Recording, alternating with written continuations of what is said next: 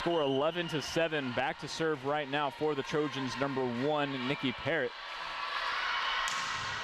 7-11, ball handled by the Foresters. Very strong serve there. And Joe Rammel, Joe Rammel on the other side. Trojans ball back across. Nikki McClanahan hit at the net, kept alive by the Trojans, but drops on the side. Foresters back with another point, score 8-11.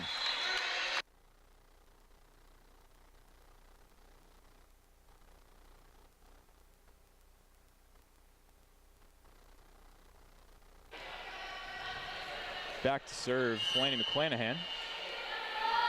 Huntington down by 3, looking to shift the tide of the game in their favor right now. And good placement from the Trojans. But Mickey able to step up, Butler able to step up. Trojans coming the other way, ball tipped out the net. Strong hit by Addie Bailey, the senior, 6-footer. Taylor Schulteis back in for the Foresters. And ball hit softly across, that time by Harrell. Strong hit, the Foresters stepping up.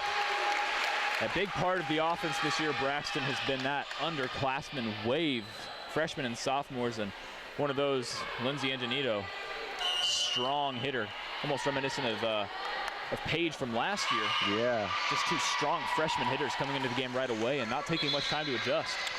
It's interesting as well. It seems like a decent amount of the scoring is also coming from the underclassmen. It seems like also a lot of the defense on the Foresters are coming from the upperclassmen. So it's interesting to see that dispersion of duties between the different grades. That ball not touched at the net will be a Trojan point, score 13-9. Again, this is the first set, best of 5 here inside Platt Arena. First true Crossroads League matchup for the Foresters. Oh, it looked like the ball hit the light. Yeah, you can see the light bobbing a little bit. Always hard when the ball goes up and hits the light. Quick timeout, and we will have a 1-minute 15 break. Foresters trying to find that momentum. What do you see in Braxton? 9-14. I'm seeing a lot of energy on both sides. What do you think? Definitely. Seems like it won't take long to get to the desired score for each set. Both teams are playing very offensively right now. Not a lot of defense. Both are coming out hard, hitting hard, serving hard, really trying to score and get this game going here. Huntington's trying to stay in it, and they are. But what would you expect from the coach right now in this huddle to get the Foresters going? Well, yeah, for sure, Braxton. At a time like this, I think Coach Shondell is really trying to get the girls energized again. We talked about Taylor. I mean, when you've got a senior returning, for example, like Addie Bailey, there's a lot of younger girls on the team that come with a lot of energy, but again, a lot of experience to back that up for the Trojans. Same, I mean, you have Taylor Schulteis for the Foresters. I think Coach Shondell, though, is telling his girls to weather a few runs. This is all about momentum swings back and forth. And right. Both teams, of course, are familiar with that.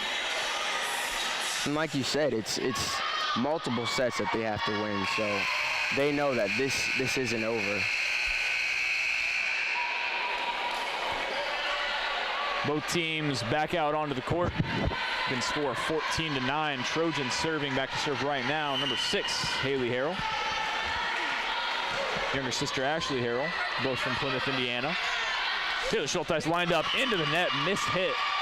A decent ball, just not able to handle it correctly. It'll be another Trojan point. Braxton, I will say, though, that Schulteis has been rotating very well as of late with the Foresters.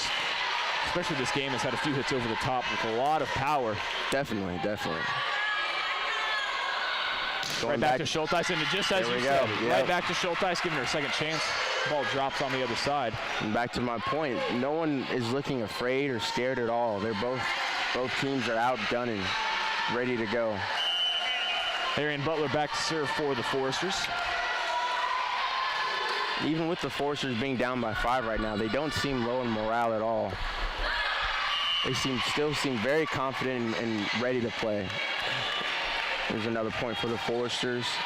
And really, you talk about that confidence is really what you need here in Crossroads League play. We know that both squads here tonight definitely experiencing a lot of freshman and sophomore talent. There's the senior right there. Ball blocked at the net. Cressy and Schulteis, solid. You can hear the bench getting up and energetic. That's one thing you got to love about being here in Platt Arena. even on days with turnouts like this, there's always a lot of energy in the crowd. Yeah, plenty of supporters here for the Huntington Foresters and for the Taylor Trojans as well. And again, we mentioned at the top of the broadcast, this being the first true home game for the Foresters. It was the Forester Invitational before school started. But this is really the first time that fans are here, and that time, solid hit over the top. Trojans coming up with another point. Substitutions for the Trojans as well. Subbing out of the game, number 9, Addie Bailey, as well as number 13, Jessica Dodan. Back to serve right now, number 5, Ashley Harrell.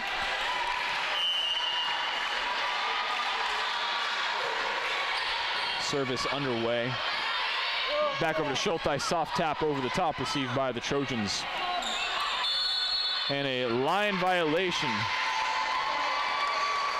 will be awarded point-wise to the Foresters. I think that was called on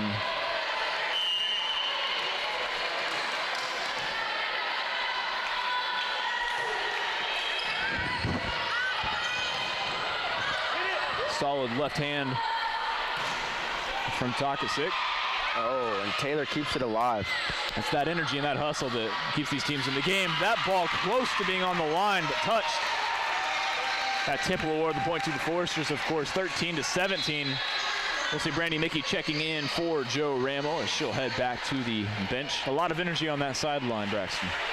What do you think about the Forester strategy of continuously switching players out? What do you think that's for? To keep people fresh, keep people's head in the games, or? Yeah, that's something that's pretty common for a lot of teams in the Crossroads League as well. But yeah, it is in part just getting fresh bodies in. A lot of it as well is just that normal rotation, getting girls in, and you've got a lot of girls you want serving as well, helping out that rotation. Arian Butler, of course, doing a fantastic job as libero.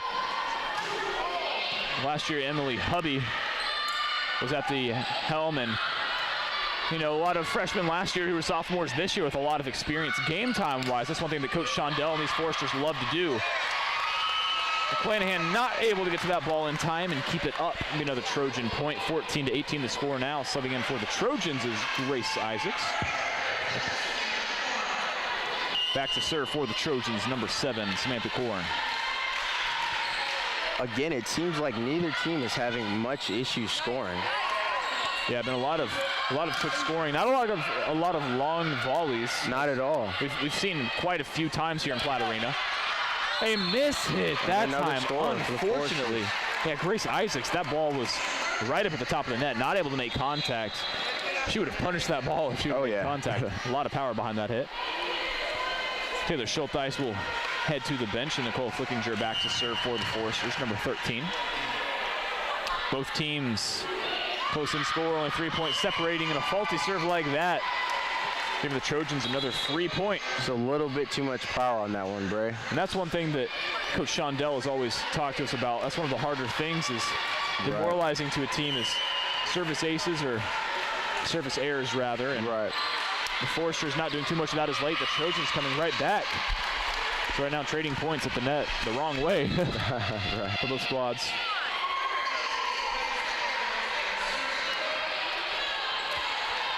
Blaine Breedensteiner checking into the game, back to serve for the Foresters.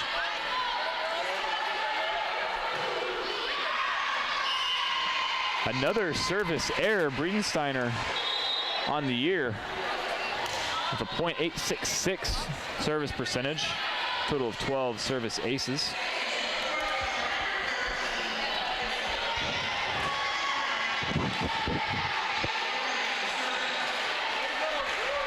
Aces for Breedensteiner, 11 errors. Bit of a double-edged sword there, but does do a fantastic job. Generally is a reliable server again with her percentage. Trojans receiving a well-hit ball from the Foresters. Ball back over top, received by Butler. Takasik, Ingenito over the top, soft. Trojans back up at it. That ball hit too hard, and that will land well outside, as we'll see another Forester substitution. Mickey coming out. And there's back to our point, Bray. You have to find the right amount of touch, not too hard, not too soft, and you have to know the difference of when to do what. Both teams high energy. That ball just grazing the net. Strong hit received by Butler, popped in the air. Toxic McClanahan, ball driving down. Wow, the power from the freshman. That's one thing you love to see as a part of the Forester faithful, a good amount of students in the crowd as well, but that power from the freshmen that we've been seeing from McClanahan and Janito as well. And a strong serve from Ramble, soft over the top. Great placement that time by the senior, Addie Bailey. And like you said, Bray, the crowd definitely makes a difference. And here at Huntington University, we always have loads of support for our volleyball team. Back to serve for the Trojans. Number 1, Nikki Parrott. The freshman from Warsaw we've talked about underclassmen being in this matchup. Both sides going to it early. That's a long serve over top. Wish she had that one back. She'll be subbed out. This time coming in will be Grace Isaacs. Looks like the Foresters are slowly getting back into it. They're only down by 2 now. Yeah, the highest they were down by might have been 6 at one point. And we talked about volleyball being a game of runs back and forth. Right. Foresters getting set up. Soft touch over the top. Nice decision that time by Harrell. That ball just outside the back line. Another Trojan point, another error for the Foresters.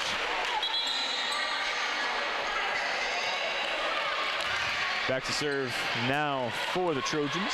Once again, number 6, Haley Harrell. The senior of the 2 Harrells on the team. Ball returned by Butler to Ingenito. Blocked at the net. Point Trojans.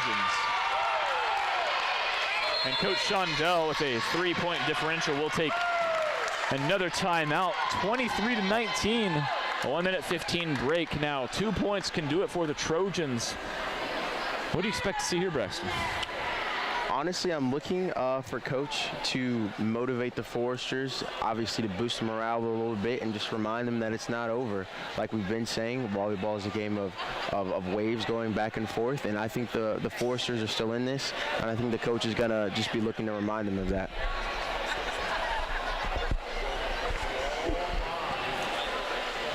Yeah, we talk about runs back and forth.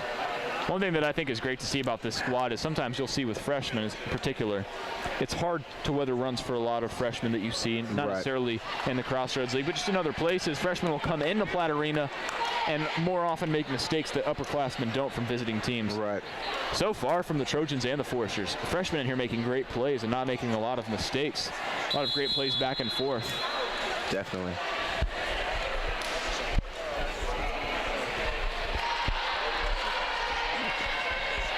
So score here 23-19. If you've watched Monsters Inc., of course you know exactly what I'm talking about. 23-19. 23-19, Bray. 2 points will do it for the Trojans. The Foresters, 6 to go, but I've seen stranger things happen. Again, first set, Foresters with a lot of momentum. You mentioned earlier, down by 6, brought it to within 2. Right. Takasik, Schulteis, strong hit, very strong. And that'll be out of bounds. And another point for the Foresters, who they are down by 3 now. Coach Shondell right out of that timeout. Strong point and a strong hit. A solid piece for the Foresters. Lauren Cressy checking in. Back to serve Arian Butler. Butler serving on the season. 2 aces, 4 errors. McClanahan on the back line coming up with that ball. Ramble over top. Very nice save by McClanahan. And a solid hit by Ramble. That ball placed outside by the senior. Another point for the Foresters, 21-23. Here we are, down by 2 again. The question is for the Foresters, how do they respond? Taylor with Coach Aaron Luthi in her 3rd season. I do think the Foresters are going to be looking to try to take over right here. This is their chance. Ball tipped to the net. McClanahan all the way up to Schulteis. Shot at the net. And you see that ball tapped at the net. Coach Shondell stepping up. And a timeout called here by Coach Aaron Luthi again in her 3rd season. Another 1-minute 15 break. Foresters find themselves down by 1 point now. 3 to take the set.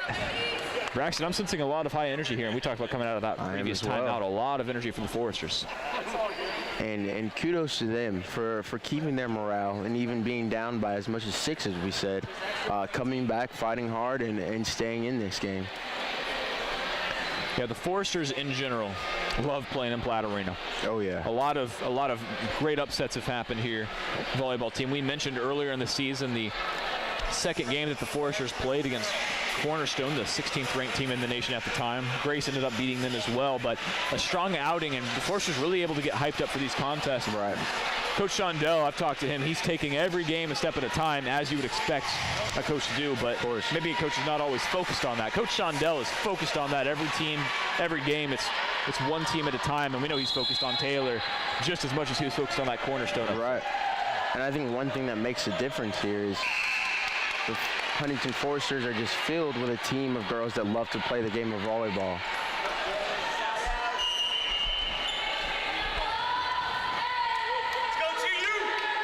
Back to serve for the Foresters. Arian Butler, service underway. A soft ball going to have to be set over the top. Ramel, Takasik, far side, Schulteis, power ball saved by the Trojans. Strong ball from the senior over top. Takasik, back line, Ramel. Ball over top. Libero setting up the senior. And that ball uncontested out the back. Tie sets 23 to 23. And here we are, Bray. Like I said, the Foresters were looking to take over, shift the momentum in their favor, and it looks like they might have done that.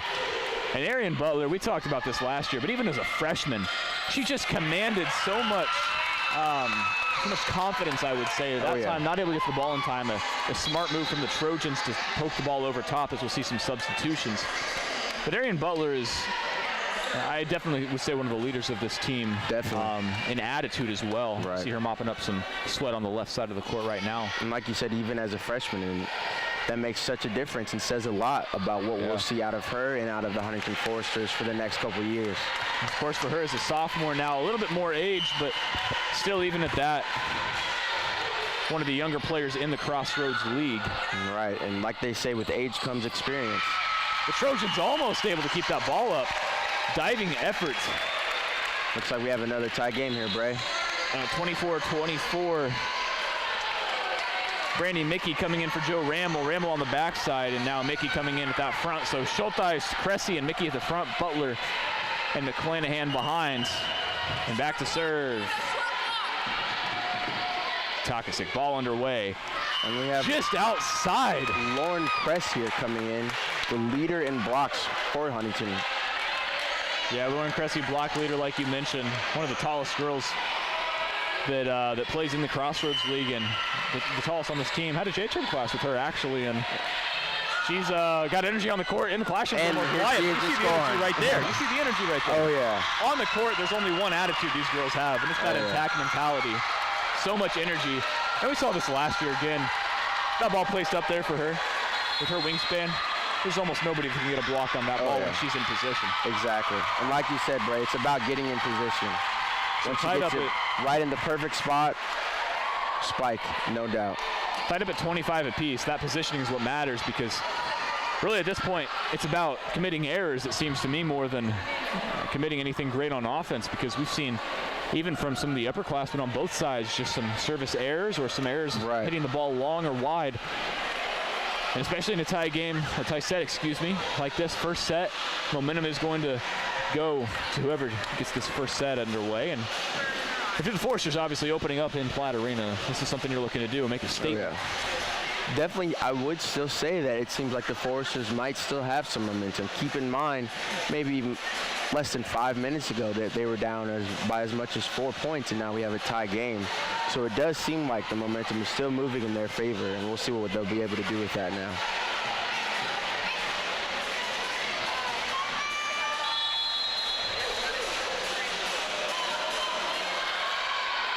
On the floor for the Trojans, 25-25 is the score. Our number 15, Ryan Zimiak. Libero, number 7, Samantha Korn. Both Harrells, Ashley and Haley. Grace Isaacs. And rounding it out, Amanda Adams. Back to serve for the Foresters, and in Nicole Flickinger. Service underway. Soft hand in the middle, received by Harrell. Trojans, ball received. Nice kept save alive by Arian. Takasik, and keeps the ball alive.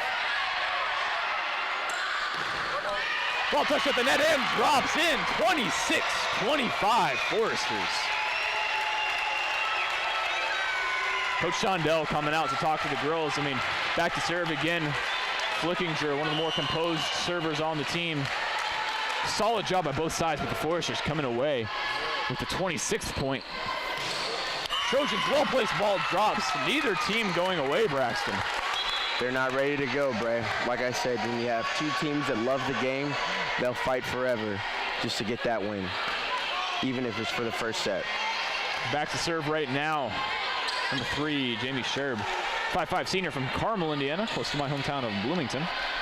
Like I mentioned earlier, Bray, Carmel seems to be a hub of athletic talent no matter what sport you're looking at. Yeah.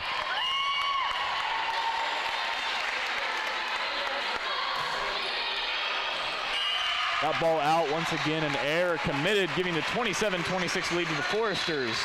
Lindsay Janito coming in, and Elaine Greensteiner back to serve. So Arian Butler will head to the bench. Nicole Flickinger, Takasik, Brandy Mickey, Ingenito, and McClanahan on the front. One more point will do it, and mishandled. Amanda Adams getting her hands up, nobody behind her, and just a miss-hit. Foresters taking the first set, 28-26, switching sides, and that's a strong way to start off the home season. An amazing way. And who would have thought, like I said, the Foresters being down as much as 6 at some point in that set, were able to turn the tides around in their favor and come out with the win for the first set.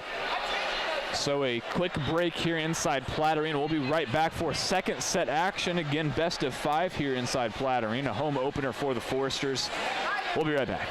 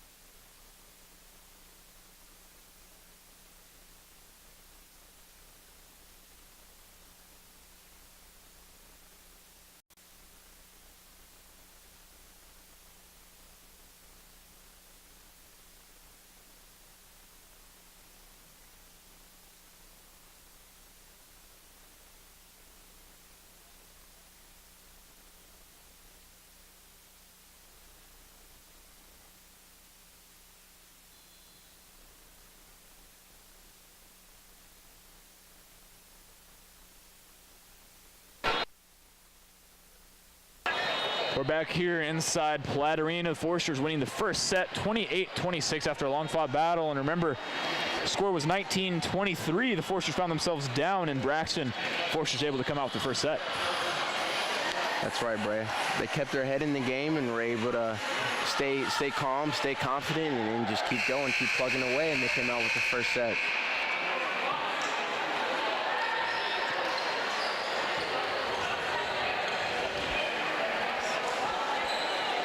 My question is, Bray, what do you do to keep that momentum going that you got from winning the first set, and how do you bring that into the second one? Well, that's part of the question that is sports. I mean, to be honest, but I think the Foresters, one of the big things that they're known for is coming out with a lot of energy. Right. And then whether for better or for worse, that energy can start to taper after a win of a set. Right. Not sure whether it's, maybe complacency and, okay, we got to win, we can settle in now. Right. But in the past, there have been some times where a fantastic set, hard-fought battle, and then dropping a next set with only 15 points on the board. So I think one of the big things the Foresters need to do is they need to come out and treat this set like it's 19-23. Right. And you come out and fight for every point, and we've seen that a lot in the past. But the Trojans, same thing here, finding themselves down a set. Right. And I think one thing is, Bray, there's energy and there's also efficient energy. It seems like the Foresters came out with the first set with a lot of energy, but it seems like over time their energy became more efficient, and that's what got them the win.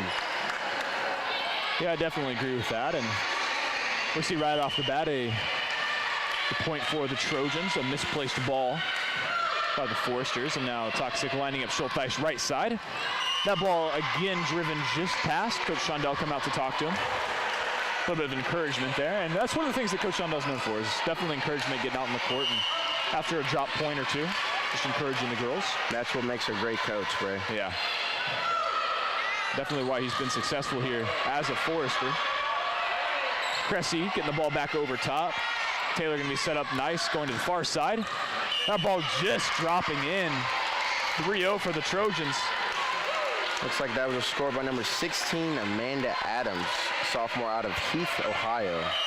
And a solid job by the Trojans. Again, we talk about maybe a little bit of complacency or something of the sort. Right. The Foresters just coming out a little soft. The ball's not placed as well as they were in that first set. Better there from Mickey. A strong hit ball. Oh my goodness. Number 16, Amanda Adams, the sophomore from Heath, Ohio. That's a strong hit ball, Braxton. Yeah, it looks like there might be a little miscommunication here by the Foresters on defense.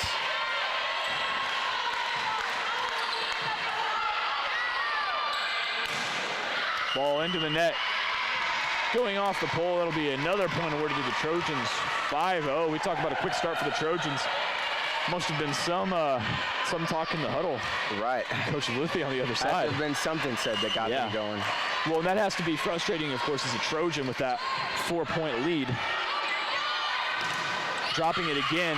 That time a point for the Foresters getting on the board, and we're going to see Nicole Flinger come in for Taylor Schulteis. But again, you have to ask, Bray, is it really a more energized Taylor that we're seeing, or a slightly less energized Huntington Foresters that we're seeing that might be causing this 1-5 lead for the Taylor University?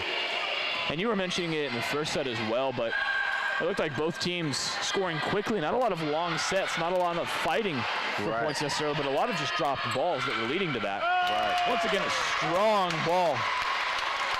Again by Ryan Zimiak. And I think that comes from just great sets and then great hard spikes. So we'll see a double substitution here for the Trojans. Back to serve, Ashley Harrell. The younger of the Harrells, the sophomore.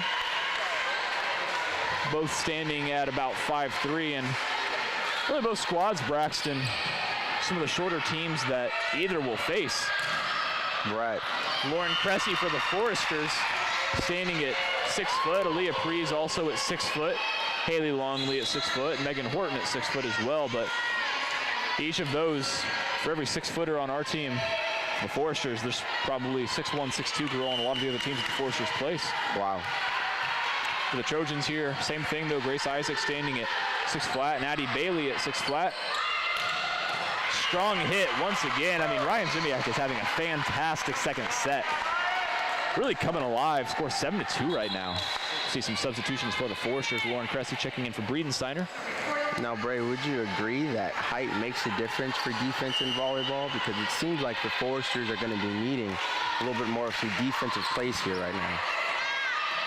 Wow. Well, before I answer that, try to give me an answer for that. Takasa getting the ball just up over the net. Ingenito getting there in time to slam the ball down. Score. Fantastic job and awareness by the two. But I would say height does make a difference when you're talking about, a 4 or 5 inch difference. But Coach Shondell actually told FDN Sports that he thinks that the height differential is going to be challenging, but in games such as the Cornerstone match, a taller team, the energy made up for the height difference. Right. And the Foresters came out definitely with a lot of energy on that front line, and they were able to maybe offset that height differential a little bit. But that will be something that the Foresters are looking at on the season, especially you look at right now, the front line being Ingenito, McClanahan, and Takasic for the Foresters. Here the Foresters are down by 5 again. 6, I would say now. But this isn't a place that they haven't been yet. Yeah, down by 6. Score 9-3. Back to serve for the Trojans, Lauren Nagel, and the Trojans so far in the set up through point 9. They've been doing a fantastic job coming back from that last set. McClanahan left side, ball driven in, finds the corner. Giving Foresters another point. Back to serve for the Foresters will be Lanny McClanahan.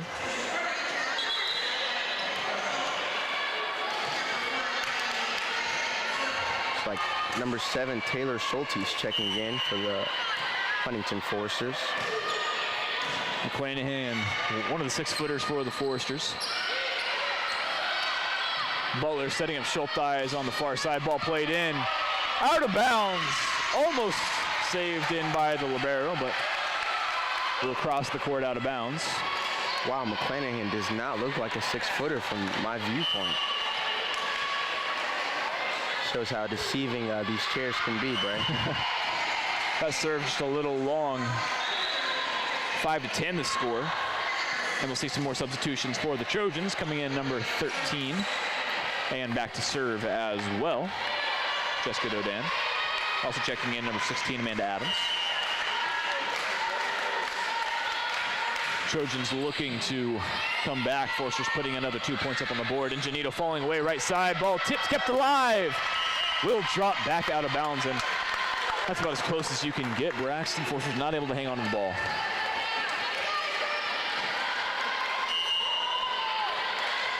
Not seeing a loss of effort on either side.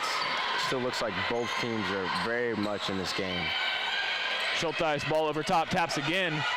Sitting close to the top of the net, back to the far side for the Trojans, tipped at the net. McClanahan not able to get to the ball. And Coach Shondell stepping in, 5-12, going to call another timeout. This will follow the Foresters into the huddle now. Braxton, 5-12. Foresters found themselves down 6 in the first set. What's looking different to you, though, in the second set? I know we mentioned earlier a little bit of maybe complacency and maybe lacking in energy, maybe for the Foresters after winning that first set. I definitely think they're looking to get back into it, though, coming in now. Yeah, and the Foresters are known for their energy, of course, and even with that height lacking a little bit, the effort's always there. And you talk to Coach Shondell, that's one of his first and foremost focuses, is the effort's there. All of his girls giving it 5-12. Again, we mentioned this. One of the things that the Foresters have found themselves guilty of is having a very strong set, very strong rally, and then dropping a next set with very few points, sometimes down at the 15 mark. Right. That's one thing that you just can't have to be a consistently good team. And right now in the Crossroads League, again, 0-1, dropping to Goshen College. That was a 2-3 loss. Very close. Came down to the 5th set, of course, and actually watched that one from here on campus. That was one of those games going in that Coach Shondell was looking forward to, and just that close to coming away with it. Right. Another difference I've noticed is seems like the Foresters haven't really been able to set up much offense yet. It seems like they've been playing a very defensive game, whereas in the first set it seems like both teams were playing all offense. Yeah, the Foresters are definitely more of a team that focuses on, a dig, then setting the ball up, and a strong hit over top. That time Schultes right into the net. And another point for the Trojans. Does look like there might be slightly more errors on the side of the Foresters this set as well. That might be accounting for the score difference. Takasic, strong left hand. That point dropped by the Trojans. Score 6-13. Arian Butler back to serve. Lindsay Ingenito back out. We talk about Butler in. I'm always afraid of jinxing people on air, Braxton, but has been serving very well as of late. Right. We also were mentioning earlier how much of a difference she makes as far as skill and morale and leadership as well. Well, I'm glad that time finds a service ace. Right. Looks like you didn't jinx her. Looks like you might have helped her out. You'd be surprised. I mean, sometimes it just seems like every time you say something, you jinx it live. Right. But, I mean, good for the Foresters. Joe Rammel receiving. Schulteis, left side. That ball, a little too much air underneath it. Schulteis trying to find her stride. Coach Shondell just on the right side telling her to bring it down a little bit. The energy's there, but the Foresters looking a little frustrated, trying to make up too many points at once. Right. 7-14. Seems like with Schulteis last set, she was maybe having a little difficulty finding her touch early on, but it looks like she just kept going for it, and once she was on, she was on. Well, that's about all the setup you could ask for. Takasik, Cressy, strong ball over the top, driven into the ground. Brandy Mickey checking in for Joe Rammel. Really all the Foresters playing well as of late. Just as a team, again, dropping their past 3, dropping, unfortunately, 5 out of the last 6. The only win being Rochester in Michigan was a neutral site. 3-1 win for the Foresters. 8-15 the score now, and back to serve for the Trojans, number 6. And this is the older of the Harrells, Haley Harrell.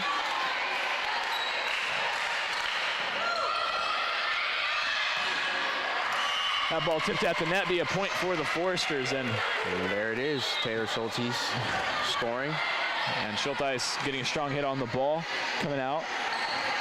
Be replaced by Nicole Flickinger, and if you can tell, of course, probably not watching this in high def or 4K television, but very hot inside Platt Arena. Fans are going in the corners, but I think you and I are probably sweating from sitting here. We're not even doing any of the hard work. Exactly. It just broadcast the game between the Siena Heights women's soccer squad and the Foresters. Foresters got on the board quick within the first few minutes, but Siena Heights coming back and scoring 2 goals in the first half. On to the mount with a stellar game, but not able to close it out. The Foresters dropping again, and again, it's 19 degrees outside. Not many clouds in the sky. Right. That's affecting the temperature here inside Platt Arena. Exactly, Bray. And my question is, with this much heat inside Platt Arena, how does that affect the game? And outside, it's an easier question to ask because the sun is a factor. Inside, it's still very humid in here. The floor is sticky, and I know that does affect the girls. Most of them wearing sleeves, so for returning balls, the sleeve generally helps, but it's just a bit of a different feeling. I know you practice for situations like this. Right. Once again, ball hit long, another Trojan point.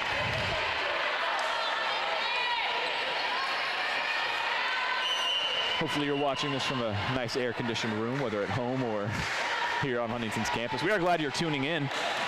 Again, you can catch all the action, whether for the Foresters volleyball squad, men's or women's basketball, men's or women's soccer, and men's baseball, streaming live on FDN Sports here on YouTube. Follow us on Twitter at FDN_sports. Again, that is FDN_sports. And a point for the Huntington Foresters. Here they are down by 6. Yeah, score 11-17. Cressy and Butler coming out. Breedensteiner checking in, as well as Ingenito. If you're ever interested in more behind-the-scenes action, again, whether for this women's volleyball squad or any of our other teams on campus, follow us on Twitter. We appreciate it, but we give you a lot of content, behind-the-scenes exclusives with coaches and interviews with players and the sort. Highlights from matchups with our new system, courtesy of quite a few people, but some of our supporters: Lance Clark Media, Clooney Construction, Clooney Landscaping, Fetters Construction, the HU Athletic Department, and the HU Digital Media Arts Department. We were able to bring you replay and make our broadcast a lot better tonight using our standard system, but we'll bring you more action with some more replay further in the season. Solid job once again, though. Beautiful touch by Lindsay Ingenito. And it's been close a few times. Takasik didn't get to that ball as it's running away from her, but doing a great job getting that set up. And Ingenito, quick reaction time. If it was any other player on any other team, I don't know if they'd be able to get to that ball, but she's had a great reaction time getting to that. She has. She does not look fearful or afraid at all. Yeah. Ball hit into the net, another point for the Foresters. But then again, to be in the game this much as a freshman, there's no way she could. I've asked Coach Shondell multiple times, trying to understand, but to him, it's not a question of why are there so many, underclassmen in the game. Right. To him, it's, we've got a lot of underclassmen on the squad. We don't have underclassmen on the team to sit on the bench. Right. Everybody's on the squad to play, and exactly. A lot of the girls, we've talked about this on broadcast as well in the past, but just in case you haven't heard, there are girls on this team that played for top 5 teams nationally, deciding to come to be a part of this Forester squad to try to make something special happen. Yeah. Whether that's somebody you know, family, friends, anything like that. We're glad they're playing. Ingenito, another ball over top. High energy, vocal athlete, and she's having a stellar game tonight, Braxton. Amazing game. It also says a lot about the recruiting power of the Huntington Foresters as well. Yeah, this really is more than just a team. This is a family. Right. Things like the locker room, the jersey, and all that really second to what this team is about. Right. Trojans picking up another point as we'll see into the substitution, checking in number 3, Jamie Sherb. Looks like the Foresters were able to cut back on the lead of the Trojans by a bit. Here they are down by 5. And again, those familiar with the game will know this is a game of runs. Really as any game is, to be fair, but right. 5-point differential again. Landon McClanahan, that ball might be hit long, but still returned by the Trojans. Senior over top. Out, not touched by the Foresters, and that'll be another point. 19-15. Now, Bray, would you say that you can feel the momentum shifting again in favor of the Foresters slowly but surely? Well, it's hard to say. I mean, honestly, if you look back on this previous set, things definitely started out pretty neutral, and the Trojans took command of the set. Right. Simple things like that. Landon McClanahan, a serve like that, and not just her. She's had a few service errors in this match, but so have a few other girls. That's sort of the hard part. When you make a big push, momentum, right. Pick up 4 or 5 points in a row, it's those errors that are really hurting the Foresters right now. And again, you mentioned earlier what might be the difference between this set and the last one, and I, again, would say it might be the errors. Taylor Schulteis over the top. Trojans returning. Ball hit long.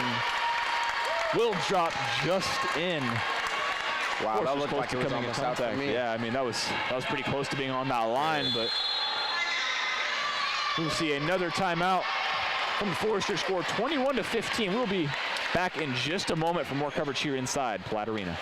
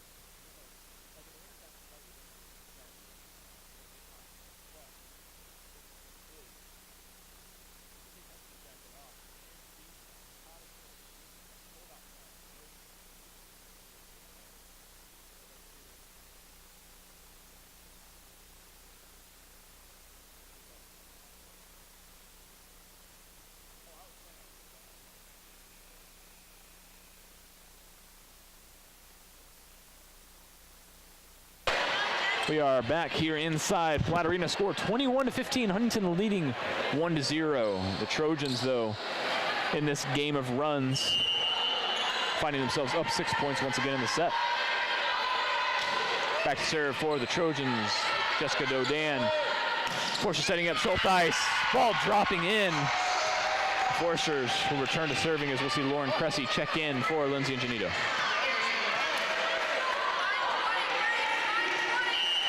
Coach Shondell drinking hand, trying to get some energy in his own system, I guess. But I mean, one of the highest energy coaches, one of the best coaches in the Crossroads League. Oh yeah. For that reason, the energy he brings to every game.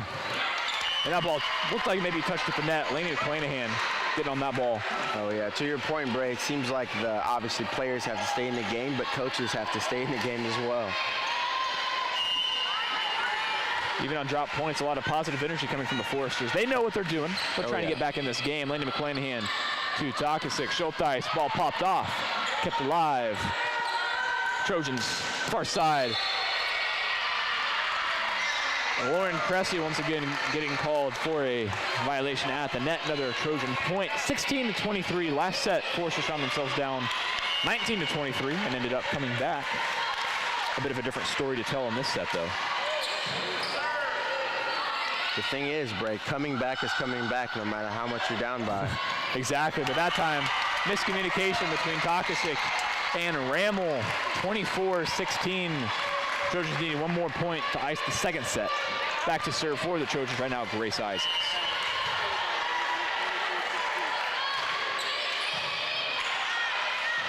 Arian Butler setting up McClanahan, backside, drilled into the net. That will end the second set score, 25-16. The Trojans tying things up at one apiece. Braxton, a bit of a different swing in between sets. A little what did you bit. see there? Honestly, again, it seems like the errors might have been what messed up the Foresters on that set. I do see still a lot of energy from both teams. It does seem like both teams are still very much in the game, and I'm very interested to see how they come out this next set. And we've been talking about the energy on both sides. The Foresters, though, again, after starting out pretty hot in that set, dropping too many points, and really ended up hurting from that early, finding themselves down 6 in the early stages of that set. And well, we'll take a quick 5-minute break and be back for more coverage here inside Platt Arena. So don't go anywhere.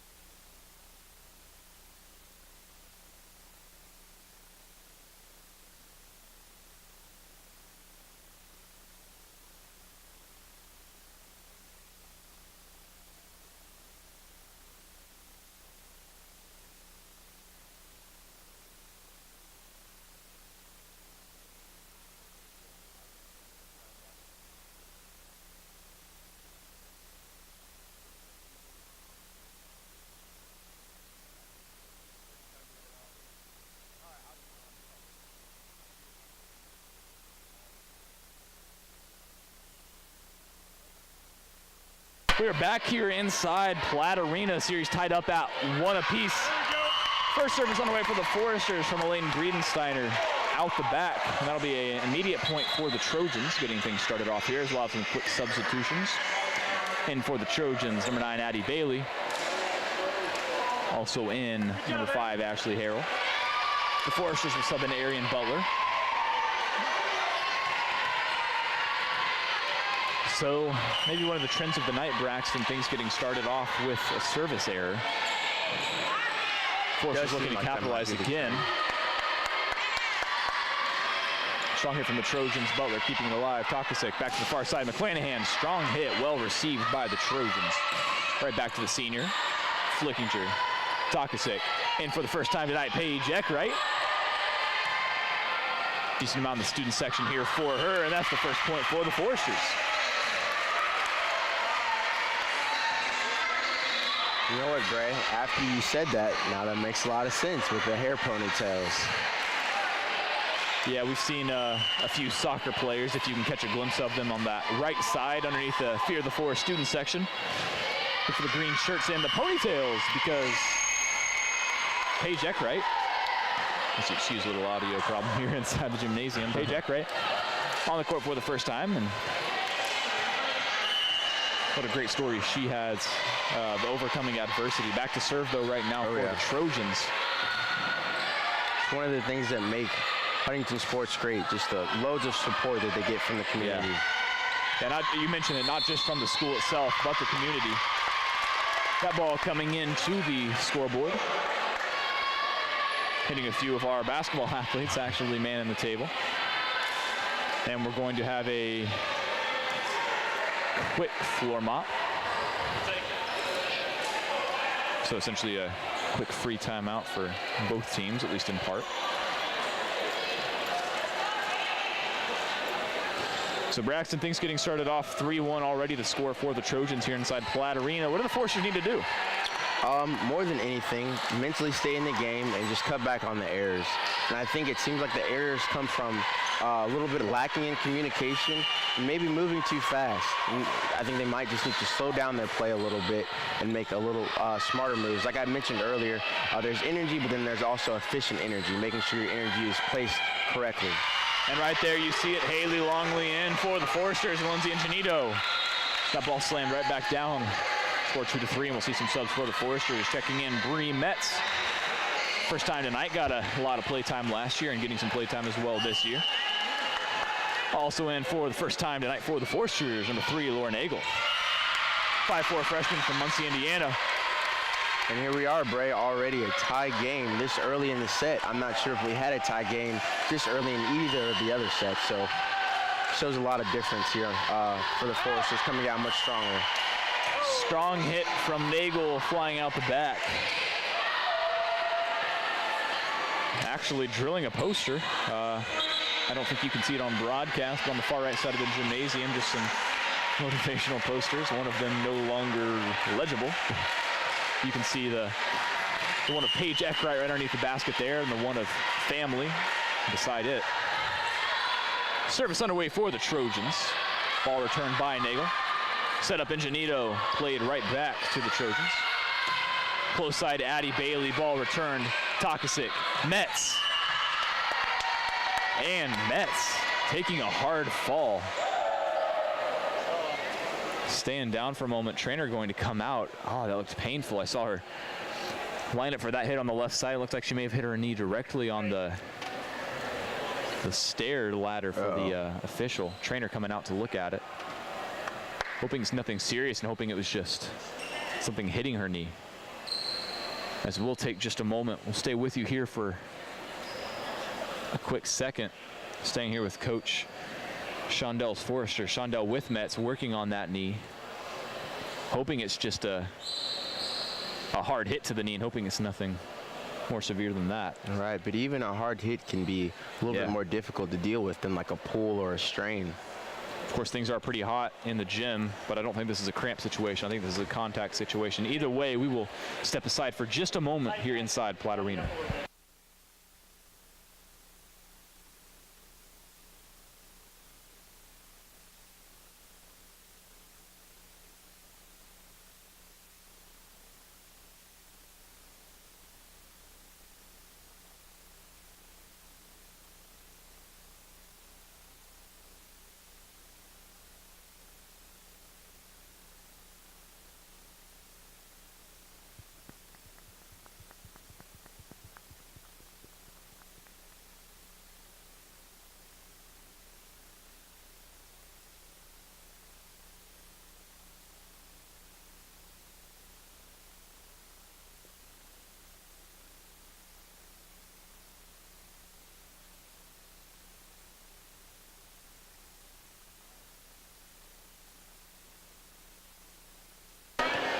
back here inside Platt Arena. Trojans leading the start of the third set 5-3. Bree Metz just going down off a hit on the far side. Being carried off the field by the trainer and Coach Shondell. So Taylor Schulteis will check in for her. Unfortunate, and we will update you as we know what is going on.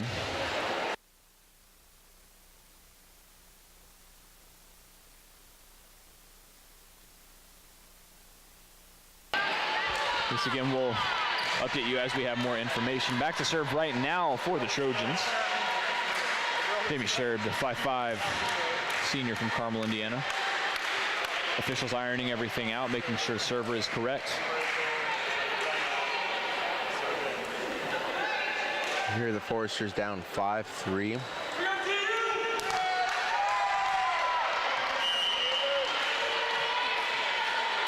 Finally back underway here inside Platt Arena. Miscommunication on the back line. And another quick score for the Taylor Trojans. Here in the third set, both teams looking to gain any advantage they can. Obviously, we're intent on winning the set. Right. Janito strong over the top. Her ball placement in this match as well, Braxton, has been phenomenal. This set is going to make a huge difference in the game, and I don't think it's any coincidence then that the score is so close as it is right now. Back to serve for the Foresters, Arian Butler.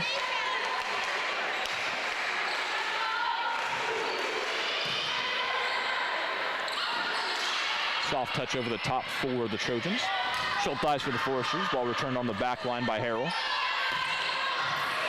Butler, solid dig. Schulteis over the top, just outside. Another Trojan point.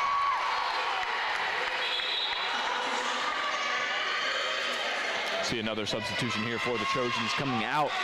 Addie Bailey, and back to serve now, number 13, Jessica Dodan. Seems like Schulteis is still trying to find her touch. Seems like it might be a little bit like basketball, where you just keep shooting until you find your shot, and once you're on, then you're on. A little miscommunication on the back line. Nagel going for that ball, and Arian Butler, well, I mean, honestly, just ran right in the way of Arian Butler. Right. Not able to get to that ball. Lauren Cressy, strong hit. Trojans not able to return it.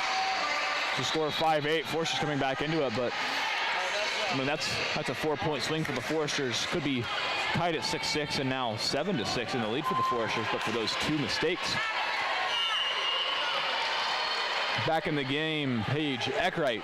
Strong service over top. Number 16 on the left side of your screen. Soft touch over top. Phenomenal placement by the Trojans. Number 17, Grace Isaacs. That was a beautiful touch. Perfectly placed, right amount of effort. And now Isaacs finds herself back to serve. Score 9-5. Trojans trying to separate. Foresters trying to keep it close. Arian Butler, Dokasic, Eckwright on the backside.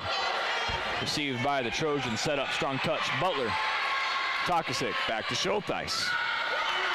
Once again returned by the Trojans. Near side, Nagel. Dokasic, back to Eckwright. Hit at the net, but kept alive by the Foresters. Schulteis, strong hit over the top. Received, not kept alive, and Schulteis finding herself another kill. There it is. That run for the Foresters was a little slower. They took their time, and they came out with the score on that one. It's probably the longest volley we've seen tonight at that. Foresters fighting, and now score 6-9. Paige Eckwright coming in, some phenomenal hits. That time, soft touch. Amanda Adams not able to find the other side of the net. A lot of positive energy, though, on both sides of the net. One thing that's encouraging to see, instead of a lot of bad attitudes, is a lot of good effort on both sides of the ball. Oh, yeah. Just over the top of the net is Nicole Flickinger. Back on the near side, Flickinger with the receiving. McClanahan, strong hit. Received by the Trojans. That ball not touched, out of bounds. Point Foresters. Amanda Adams, a lot of power, just not able to find the spot. And it seems like in the last set where errors were hurting the Foresters, now in this set it seems like the errors are keeping the Foresters in the game, the errors of the Taylor Trojans, of course. Yeah, a lot of self-inflicted wounds. That time, Paige Eckwright not able to return the ball.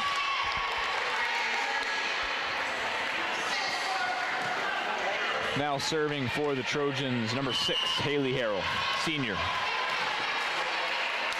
Seems like the pace has slowed down a bit here, Bray, compared to the other sets as well. Seems like because there's a lot at stake for this one. And Lauren Cressy really finding that ball, barely stayed in to Kosick. Tried to get to that ball, a little miscommunication once again, and you've mentioned it a few times, Braxton, but it seems like miscommunication is one of the biggest takeaways from the game so far in these first 3 sets. Both teams really a lot of points being awarded to them because of errors on the opposite side of the ball. Right. And also, like we mentioned before, miscommunications on defense. And there's a point for the Foresters. 9 serving 11. Foresters Elaine, Breedensteiner back to serve. Breedensteiner, we mentioned, coming into today with 12 service aces and 11 errors. Kosick, Eckwright into the net. Eckwright trying to find her stride.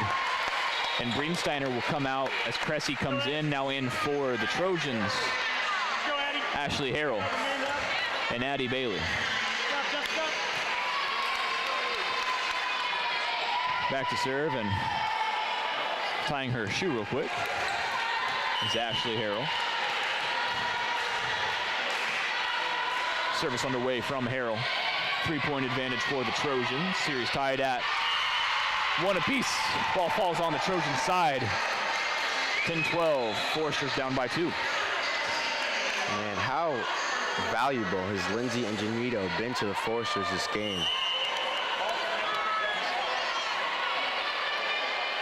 I think a big part of it is her effort as a freshman. That energy is really contagious on that front line, and her energy every single point. And it almost seems like every single time the ball is near her that she's able to find the other side. Another ball hit beyond the back line, though. Will be another point for the Trojans. Once again, ball hit out the backside.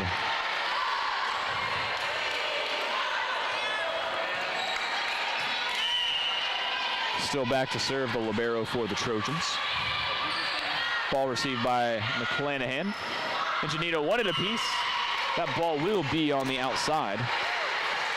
15-10. Once again, Foresters finding themselves down 10-15.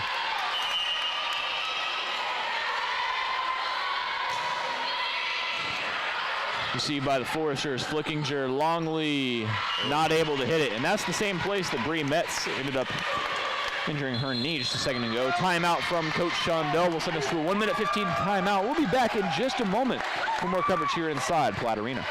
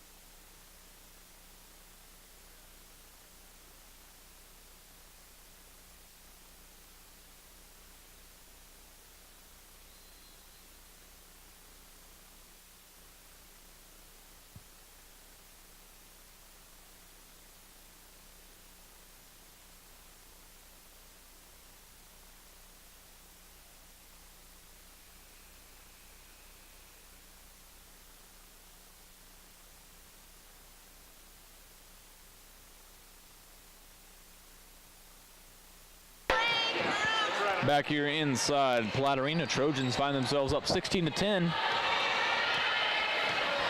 Seems like a great time to call a timeout. Just to get the Foresters back in the game here. They are trying to reset things, and Takasic with a bit of a ball handling mistake, not going to be called, and Foresters will get the net back over the other side. Trojans lined up, ball hit outside, point Foresters. Still finding themselves down right around that 5 to 6 point. Checking into the game will be Laura Nagel as well as Taylor Schulteis once again. Haley Longley on the floor with Lindsay Ingenito, Jenna Takasic, and Arian Butler.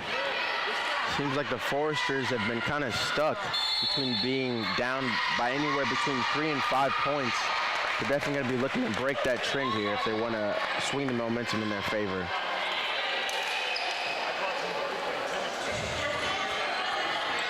Trojans wanting to sub, waiting just a moment as Coach Shondell speaks to the official, and now back to serve for the Trojans, number 3, Jamie Sherb. 17-11, Trojans enjoying the advantage.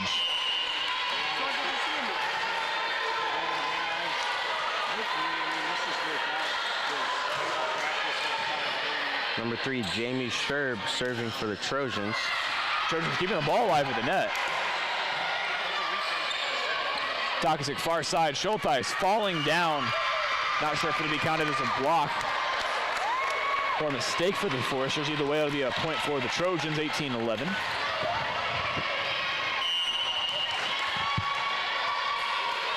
Trojans really taking command of these past 2 sets. Foresters had to claw their way back in for that first set, and were able to do it with all that energy, but it seems to me, at least in part, that energy has subsided a little bit. Just a little. I'm not sure if it's fatigue, maybe the heat's getting to them, or just miscommunication, or all 3, but.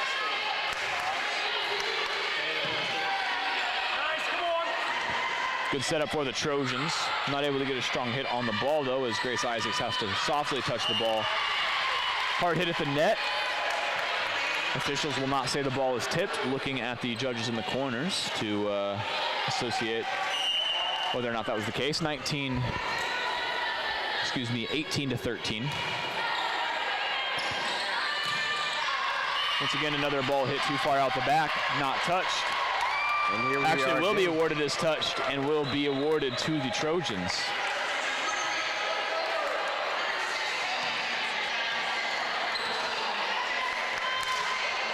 Coach Shondell talking to Takasic. I would expect Takasic to go over to the officials. And she will, just over on the left side of your screen. Takasic speaking with the officials.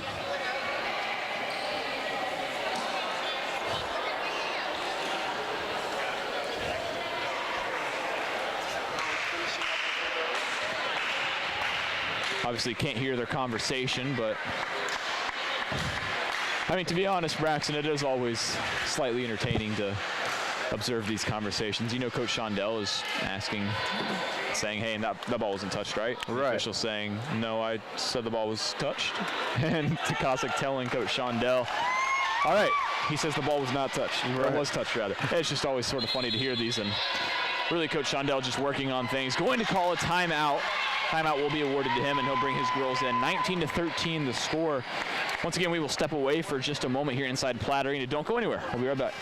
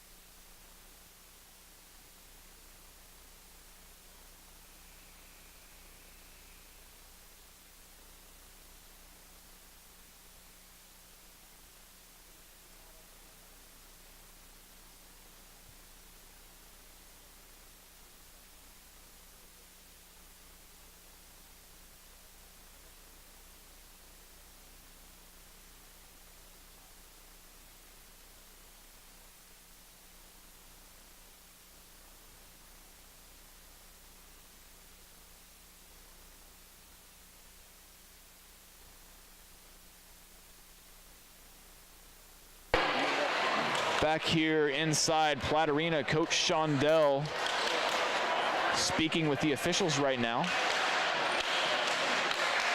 Still talking about the past few points and balls being tipped at the net. Score right now, 19-3.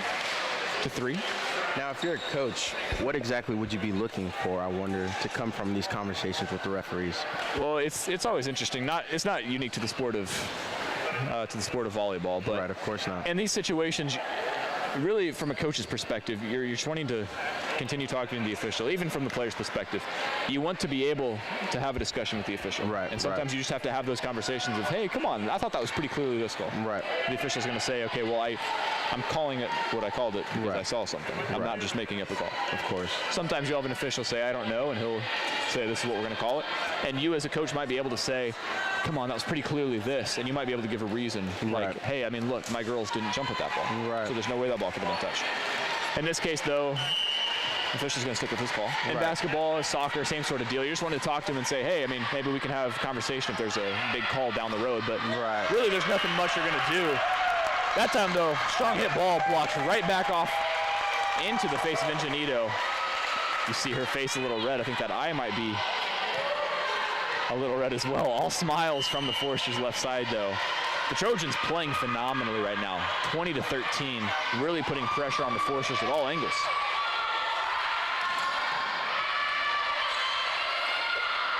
Trojans right back to it. Nagel on the back line. Schulteis far side. Drills the ball into play. 14-20, Foresters find themselves down. Paige Eckwright checking in for Haley Longley. And a great touch by Taylor Schulteis. Looks like she's finally getting her touch back this set. Eckwright back to serve, score 14-20. Finally has the all clear to serve. Strong service from her. One of my favorite players to watch last year as well. Even aside from her story and everything and all the positivity that's come out of what could in the least of words be described as a tricky situation. Leave it at that. And all the God moments that have happened along the way and all the support that the university and the community has shown. You've talked about that, but it's awesome to see her out on the floor this year after redshirting last season. That ball hit out the back, and the Foresters continue to whittle away at that lead now, 16-20. Definitely seems like Paige Eckhart is also a leader on the team as well. Like we're talking about those Foresters on the team that make a difference, just by their attitude, by their hustle, and a combination of both. And I'd venture to say it's pretty clear to me that not only is she a leader on the court, she's a leader on the campus, on the whole campus. Was last year as a sophomore. High energy, gives out popsicles around lunchtime, some days on the week, does stuff like that. And you see that transition onto the court here. That time not her, just a mistake from the Trojans, but now finds herself back to serve. Pressure is on, score 17-20. Foresters clawing their way back into it. We will be back in just a moment for more coverage here inside Platt Arena.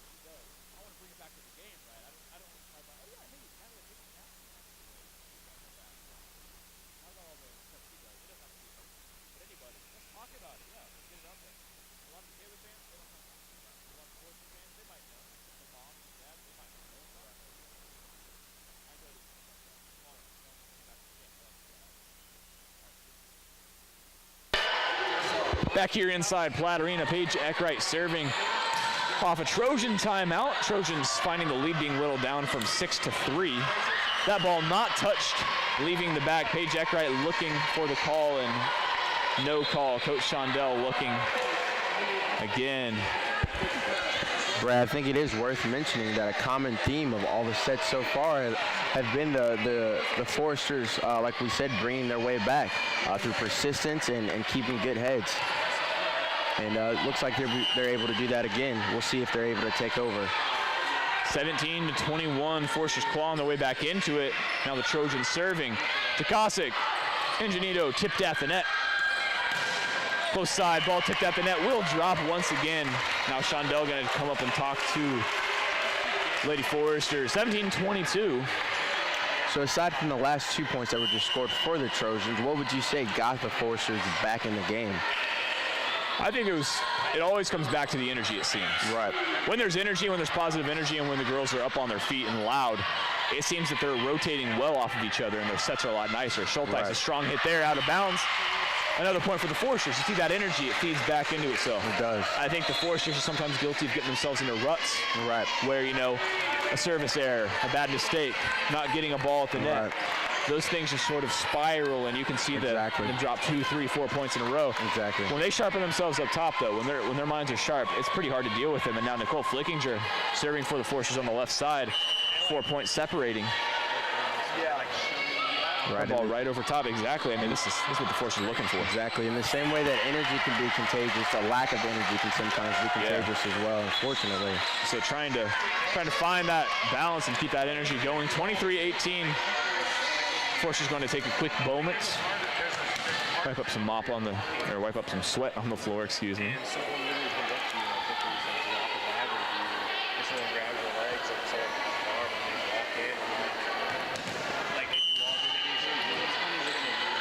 Back to serve for the Trojans, Haley Harrell. Takasic strong over the net. She tried, but the Trojans said no, Braxton. Yeah, that's that good defense and good expectation. Looking and ready to receive on the Trojans end. Yeah, the Trojans were definitely ready for that one. Takasic going far side. McClanahan, that ball's out the back. And that'll finish off the third set here in Platt Arena. Score 25-18. Trojans really starting to find their stride. Foresters win the first set 28-26. And the Foresters, again, as we mentioned, scoring in the 15-16 range in that second set. And then in this past set, 18 points alone. We'll be back in just a few moments for more coverage of the fourth set and the matchup here between the Taylor Trojans and the Huntington Foresters in just a moment. Don't go anywhere.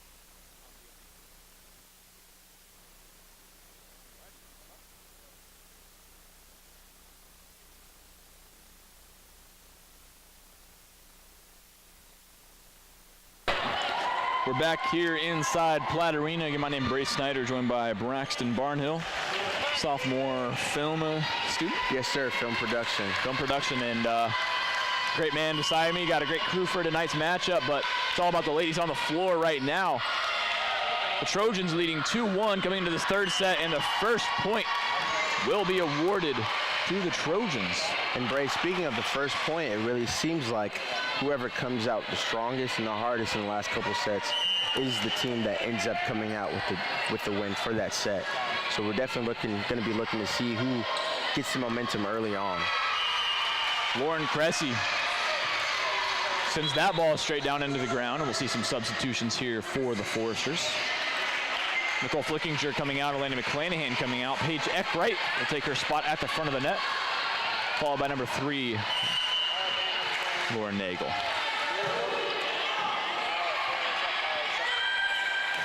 Trojans softball over top. Haley Longley receives. Paige Eckwright, strong ball, finds the corner. Braxton, what a hit. That was beautiful. All the Trojans looked like they sort of backed off that ball. I think they might have been expecting it to go out, but it was placed perfectly. The power on that ball looked like maybe it would go out like that service right there, but I will say her power can be quite deceiving. She's able to get a lot of topspin on that ball and drop it inside. Definitely shows what experience can do, without a doubt. So back to serve for the Trojans. The younger of the Harrells, Ashley Harrell, sophomore. Here we are, Bray, tied up at 2. There's a score for the Trojans there. Interested to see if we'll continue this trend of back and forth, or if one team is going to be able to get away from the other.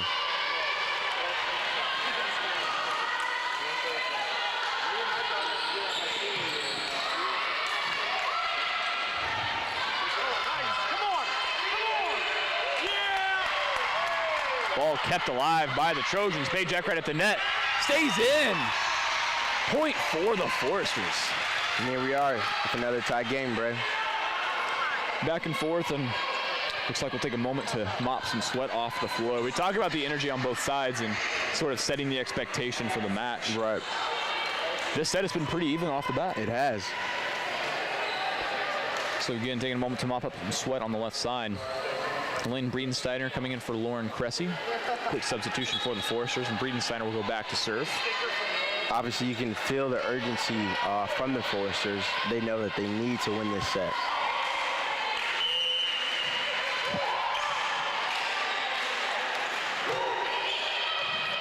Long service returned by Harrell. Breedensteiner off of Tukasik. Paige Eckwright, strong ball, returned. Paige Eckwright finding her groove with her power. That time losing the ball. Coach Shondell trying to keep it alive. Don't think the rules work that way. It'll be a point for the Trojans. Unfortunately, Bray, they don't. I know if Coach could jump in there, he definitely would. Trying to make a not top 10 or something like that. We see a coach jump in and try to keep the play alive and pretend like nothing happened. Right, exactly. Trojans find themselves up by a point. Foresters have been point for point so far, and Haley Longley with the softer touch that time. Net at the net, Ingenito and Eckwright. And like we were saying earlier, Bray, that some of the errors by the Foresters might have been caused by a lack of communication, but some points just like that are caused by great communication between the Foresters. Joe Rammel serving for the Foresters. Returned by the Trojan libero. Senior on the far side. Nagel keeping the ball alive. Takasik and Nagel will send the ball back over, but that'll be out. Miscommunication from the Foresters. It was great hustle, though, on the Foresters' part. And Coach Shondell is going to talk to Nagel. You saw her just jump up off the floor and got back over to that ball really quickly. The energy's there, though, for the Foresters. Set for sure. And I think a good way to gauge the amount of effort is, in part, due to the amount of sweat on the court and how much they've had to spend up mopping it. Also in part due to the temperature and humidity we've talked about. But at the net, Foresters not having to worry. Trojans hitting that ball into the net. Nicole Flickinger back in the far right corner of the gym. Won't be able to see her. And just comes into view there. Always kind of hard to see on this side of the court. Service underway from her. The senior, a strong lineup and a strong hit. 6'5" Trojans. Now, Bray, if the Foresters are able to score here, I'm not sure if we've seen it in any other set where it was this early on and one team wasn't taken off on the other. Yeah, even in the first set, you mentioned the fact that the Trojans really maintained about a 4-point lead for most of that match. Right. Or excuse me, most of that set, rather. And towards the end of the game, Foresters really found their stride and came alive. Ingenito, right side. Glances the net, glances libero. Kept alive by Nagel. Ingenito back to Butler. Good communication that time from the Foresters, keeping the ball alive. Soft touch, Rammel to Kosick. And that ball drops in to Clanahan. Strong hit, Forester point. And again, I know we mentioned it before, but excellent communication by the Foresters, tying up the game again at 6. Butler back to serve here in the 4th set. Trojans leading 2-1 in the Crossroads League. Butler just hitting the net. Be another point for the Trojans. That's a tough error by the Foresters. They're going to want to stay away from those.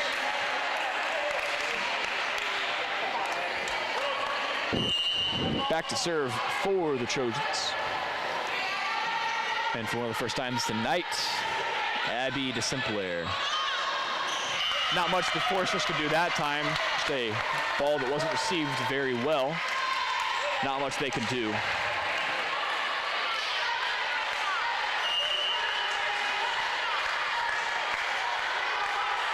Service underway for the Trojans. Soft touch. McClanahan just out the backside. Mental mistakes, we've talked about it, but again, it's that same sort of thing. Just 1, 2, 3 mental mistakes add up quick, and then the Trojans have a 3-point lead. And again, like I said, I think it comes from having high energy, but making sure you're using it in the right way. And you talk about that effective energy, McClanahan there after a poor set the other side, finds great power down the left line and drills the ball into play. Haley Longley coming in for Joe Rammel. Back to our point earlier, I think the effective energy comes from having high energy, but also having the ability to stay calm at the same time. And that serve from Kosick, almost hitting the back of Longley and McClanahan. Trojans 10, Foresters 7. That 3-point differential has been pretty common on the night. Foresters are going to definitely want to hold them here and prevent the Trojans from taking off and getting away with the game. McClanahan, strong hit ball out of bounds though, and just as you mentioned, it seems like the Foresters, when they're able to keep the game close early on in the set. Exactly. Able to come alive, and this is not just for the Trojans, but for a lot of teams they've played on the year, they're able to come alive later in the set. When they get themselves down by 5, 6, I mean really for any squad, not the Foresters, but for any squad, it's hard to come back from that, even mentally. Right now, though, the Foresters trying to step back up into it. Paige Eckwright subbing in as well as Laura Nagel. And it does seem like in the last couple of sets, the Trojans have been able to get away around that 11, 12-point mark. And so here we are again with the Trojans up 11-8. The Foresters are going to be looking to score to stay in it. Laura Nagel, solid serve just over the top of the net. Bit of miscommunication from the Trojans. No problem there, though. Foresters trying to get the ball over the net. Hit by the Trojans. Strong hit kept alive by Nagel. Takasic, Longley behind her, soft left hand. Solid hit, Nagel keeping the ball alive off the tip by the Foresters. Takasic, Eckwright kept alive by Harrell. Some great plays, Brave, on both sides here. Close to getting over the net. Oh, Cressy flicking that ball over top, and that's going to be a point awarded to the Foresters. A hard-fought point for the Foresters there, Bray. And you can see Coach Erin Lutley. She's speaking to the officials. Cressy, a few times in the past, has been called for carrying that ball and grabbing with her right or left hand, and just with her height and elevation, able to sort of scoop that ball over top. That side, that's what Coach Erin Lutley is frustrated about. It does seem like an honest mistake, but it doesn't seem like the officials are calling it as of now. Yeah, and if the officials call it, obviously that'll change up the Foresters' game. Not sure that it necessarily was. Just sharing with you what Coach Lutley is upset about. Score 12-9 now as we see some substitutions for the Trojans. Again, both teams right now finding themselves at the bottom of the Crossroads League early on. Both have only played a single game against a Crossroad opponent. Service underway from Ashley Harrell. Eckrite, far side, strong hit into the bar. Definitely credit Samantha Korn, though, willing to lay out near that pole. Energy from both sides of the court. We'll see some substitutions. Ingenito back in, as well as Breedensteiner for the Foresters. Foresters are able to stay in it by continuing to score and by preventing their mistakes and holding the Trojans from scoring. Now, what have you been seeing here at Braxton? Of course, the Foresters closing it to a 2-point gap. What have you been seeing energy-wise? I think I'm still seeing the same amount of energy, but like I said, it just seems like it's more communication from the Foresters and less errors that's making the difference. And right there, same thing. The Foresters with great ball placement. Right. And just a bit of a lapse of concentration at the net. I mean, I wouldn't even necessarily say that. I suppose it was just great ball placement. Right. The Trojans at the net have been very good tonight. Very good. And I think part of that is with the hype, part of that's the energy. And for the first time since 0-0, we are tied in the fourth set, and that will send us to timeout. We'll be back in just a moment as the Foresters fighting their way back into this fourth set. Don't go anywhere.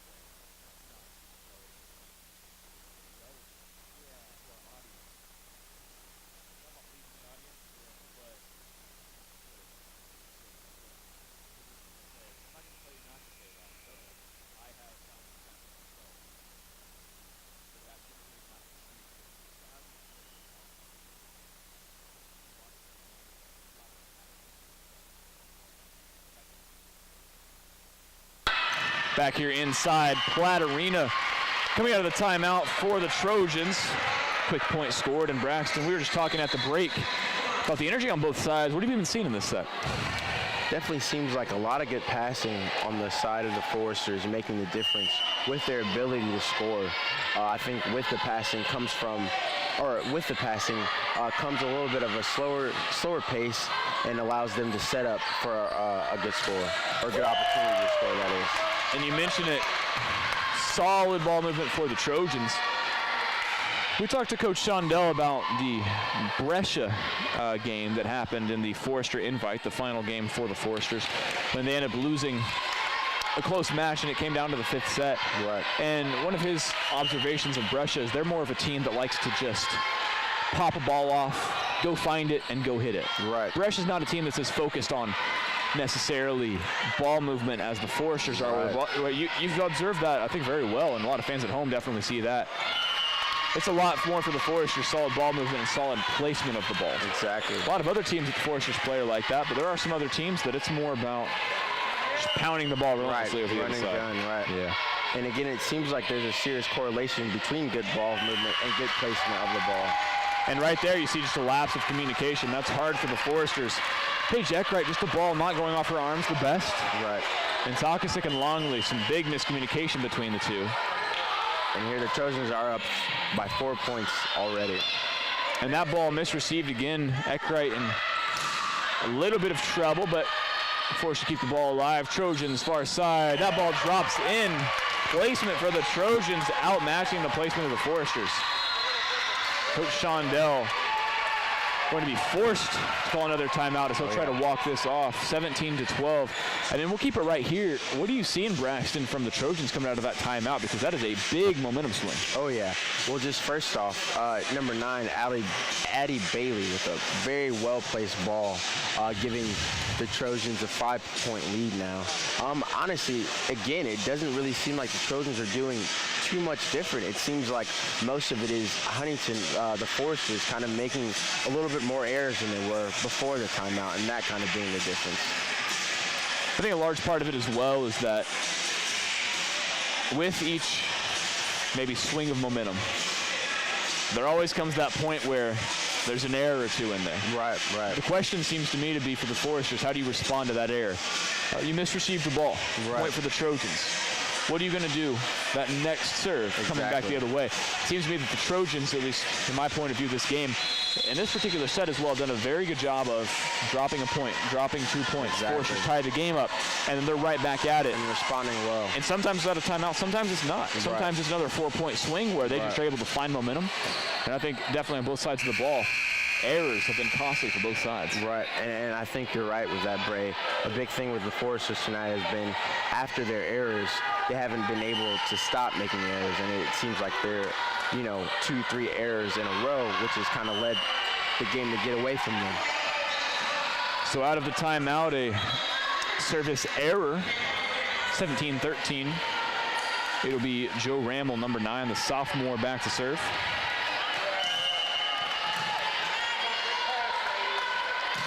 Time starting to wind out in the set for the Foresters.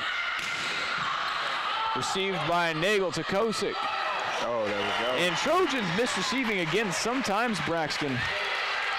The issue isn't necessarily making a great play, but it's making sure you're not the team to make an error.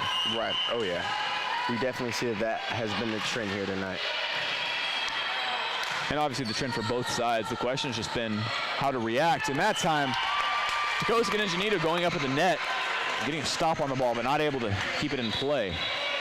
Substitution for the Trojans. Back to serve will be number 3, Jamie Sherb. And for the Foresters right now, Jenna Kosick, Paige Eckwright, Lindsay Ingenito. And as the ball goes into the net, we'll see a quick substitution. Paige Eckwright will come out, as well as Nagel. There's a mistake by the Trojans, and let's see if the Foresters can capitalize on that and try to shift the momentum in their favor.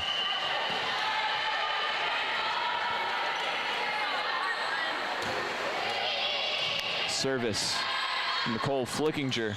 Strong hit ball, received by the Foresters. Landon McClanahan into the net. Don't believe it was touched. We're talking about those unforced errors. Right. Huntington is just one of those teams that it seems to me that it depends a lot on the self-committed errors. Most definitely. In a situation like that, I mean, Landon McClanahan has been having a fantastic season so far. Definitely a great game. In a situation like this, though, how do you respond to that error? Right. And I think one thing, Bray, we've mentioned before in the past how the youth of both teams seem to be helping. Yeah. But in some ways, I want to question if the youth might be the cause of some of the errors that we're seeing. Well, you see right there, we were questioning how she was going to come back. McClanahan throwing the ball right back down, and we'll see Ingenito come out, being replaced by Cressy. So, on the court right now, in case you're unfamiliar at home, all sophomores for the Foresters. Cressy, Takasic, McClanahan actually the freshman, and then Rammel, Flickinger, and Butler serving right now. Ball outside, going to be easy to return for the Foresters. That ball just behind Cressy and not able to get the ball over the net. And we've been questioning how the Foresters are responding to their errors. And as of now, with only down by 4 points, it seems like they've been responding decently well, and they haven't let the game completely get out of control yet. It's a score 16-20, back to serve for the Trojans. De Saint-Pierre. Flickinger not getting the best hit on the ball, but reacts to it well. And what do you know, the Foresters make something good out of that situation. Score 17-20. I think one of the things to focus on this game, though, is in a learning situation. You do want to learn from the things that you maybe haven't done well in this game. But some things the Foresters have done well this game. The energy has been there. Oh yeah. They've weathered some runs, and you see now down 3 points. Haven't consistently led in any of these sets, but they haven't gone away in any of these sets. Right. really towards the end of the second and third sets, you may have seen that, but right now, score 18-20, similar to that first set. The Foresters are right there, and this is a good Taylor Trojans team who's been doing a lot of good things tonight as well. And one great thing on the part of the Foresters, no matter how many points they've been down by, I've never really seen much frustration from that team. They've been managed to stay level-headed and stay in the game. McClanahan trying to hit that cross court, will not find the insides of the lines, 18-21. So a set similar to the first set, back to serve for the Trojans. Number 6, Haley Harrell.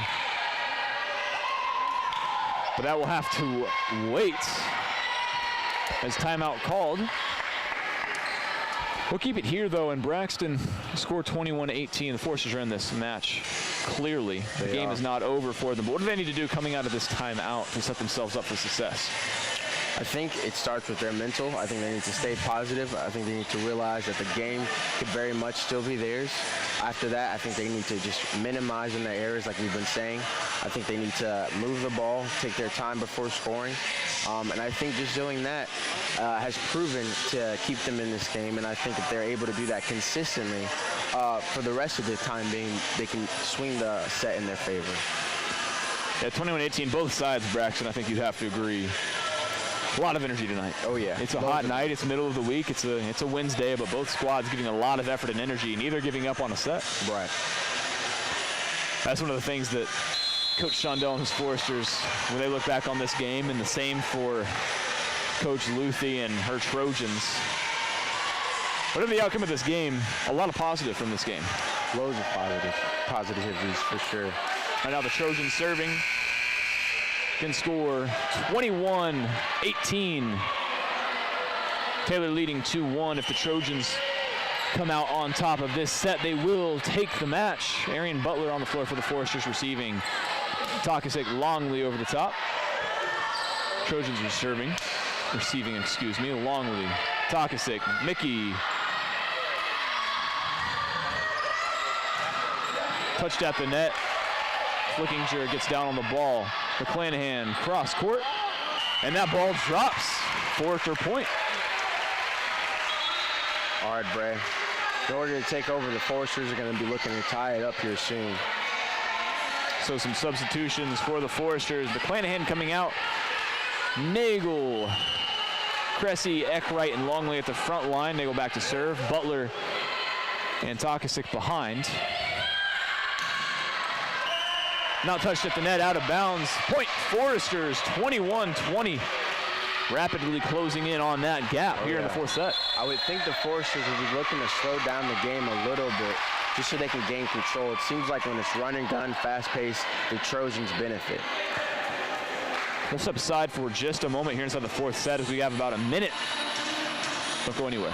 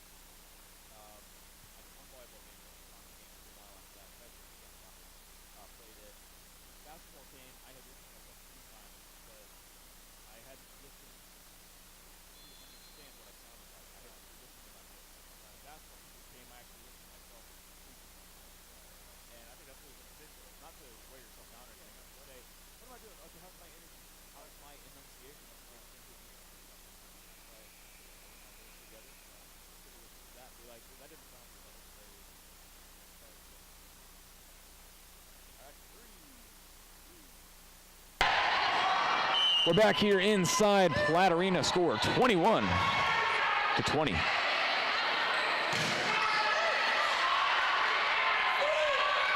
Paige Eckwright, soft ball over top. Nagel not able to get on it. And that'll be another point for the Trojans. stepping in and back to serve for the Trojans themselves. Ashley Harrell, sophomore again, one of the Harrell sisters. Foresters find themselves down by 2 here. Trojans playing well, but the Foresters weathering runs. Eckwright stepping up. Blast that ball. Hits the line. There we go. Be just inside the Foresters, closing the gap. Down by a point.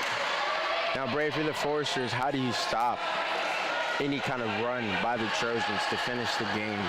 Because they've been able to do that, especially when they're up, or especially when they have 20 or more points. They don't seem to have many problems closing out the game. How do you stop the Trojans from doing that at this point?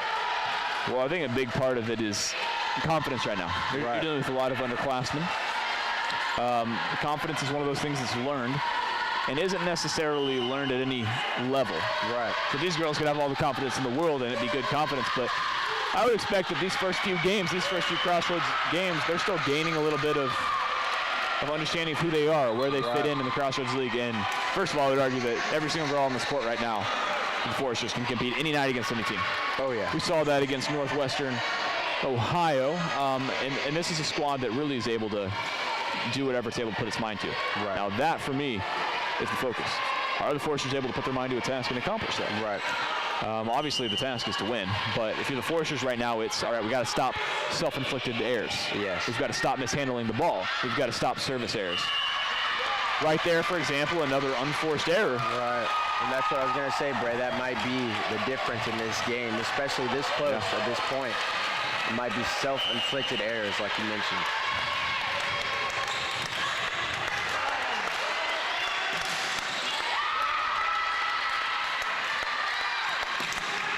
Ball continually being bounced back off the net. Final point, if the Trojans can capitalize. Poking the ball away from net and played over to the back line. Takasik, soft over top of the net. Ball in. No double hit called. And point will go to the Foresters. Ingenito trying to make a play at the net. Looked like she touched it with one hand and maybe with the other. Bit of a controversy here, Bray, especially listening to the Taylor fans here. So Ramel and Mickey swapping places, going to come back out and do it all again. 22-24, the score inside Platt Arena. Ball over the top, Trojans getting on it. A little scary on that point, but able to come up with a page. Eckwright, far side, drops it in. Foresters are not going away. Bray, that score right there is what they needed to keep them in this game. You can feel the energy shifting, and just in general, you can feel the energy rising in the arena right now. And the Trojans, we talk about the mental. Maybe a call that you don't like. How do you respond? Right. All of a sudden, 24 apiece. And here we are, Bray. Tie game. The Foresters are going to want to make no mistakes because that's been biting them in the ankle tonight. Joe Ramel, lefty, ball over top softly. Trojans scrambling to cover. Block at the net. Foresters coming away with the 25th point. Wow, Bray. We talk about energy and momentum. This is what we're talking about. Honestly, a couple minutes ago, if you had told me that the Foresters would have been up by 1 point, I don't know if I would have believed you. Another soft serve from Ramel, far side. Trojans tipped out the net. Ingenito over top of the net. Once again, ball drops in. Taylor, ice in their veins. 25 apiece. Oh, yeah. Both teams, but especially the Trojans, have been able to maintain their composure and bounce right back. And like you said, Bray, it really does come down to what do you do after you make a mistake? What do you do after the other team scores? Ramel receiving, Takasik, Eckwright, touched at the net. Quickly over, mishandled. We talk about the quick reaction and the energy. Right. In that situation, a lot of energy, but not the best reaction on the ball. Right. And again, like we've spoken before about that efficient energy, what's the best way to use it? That ball very close to the line. And a tough error for the Trojans there, Bray. Definitely keeping the Foresters in the game. So substitutions, Paige Eckwright Noriega coming out. Back to serve is Nicole Flickinger on the floor for your Foresters. Arian Butler, number 12. Joramel, number 9. Takasic, Ingenito, and McClanahan service up. Trojans to receive. Ball pounded in. 27-26. Trojans trying to take control. Bray, we have fans on both sides on their feet right now. On both sides of the court, student section and Trojan section, I guess the best way to put it. Fans and parents alike. Toxic quick over top is handled by the Trojans. Strong ball out, not touched at the net. 27 apiece. Wow. Neither team willing to give it up. I mean, you've got it exactly right. Errors on both sides starting to add up. And it seems like the difference is the Foresters are able to slow down and kind of cease their errors, while the Trojans are kind of making a couple more than they have been earlier on in the set. Long service at the net. Kept alive by Takasic. McClanahan over top. Received. Kept down, and the Foresters 28-27. Foresters are really staying in the game. Now we have most of HU student section on their feet right now, ready to cheer their Foresters on.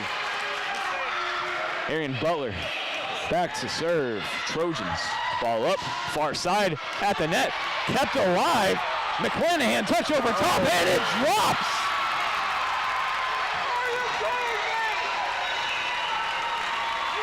Foresters come away. 29-27, a controversial call, no doubt. Teams will switch sides.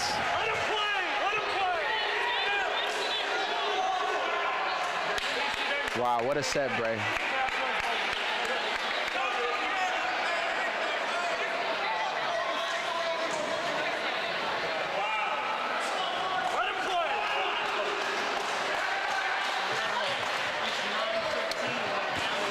We'll be back in just a moment for coverage of the 5th and final set here inside Platt Arena. Obviously, 50-50 calls going both ways. Foresters either way coming out officially 29-27 on the 4th set. We'll be back in just a moment. Don't go anywhere.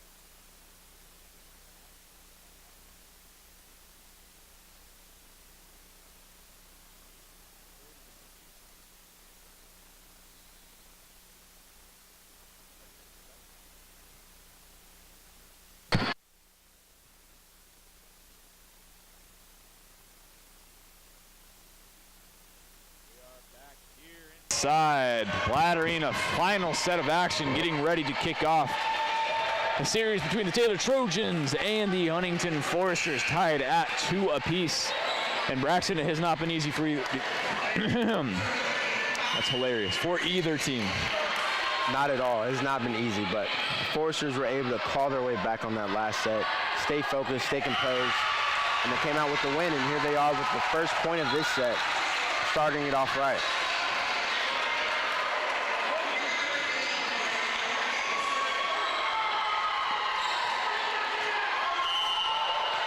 Yeah, Braxton, I mean, you're right.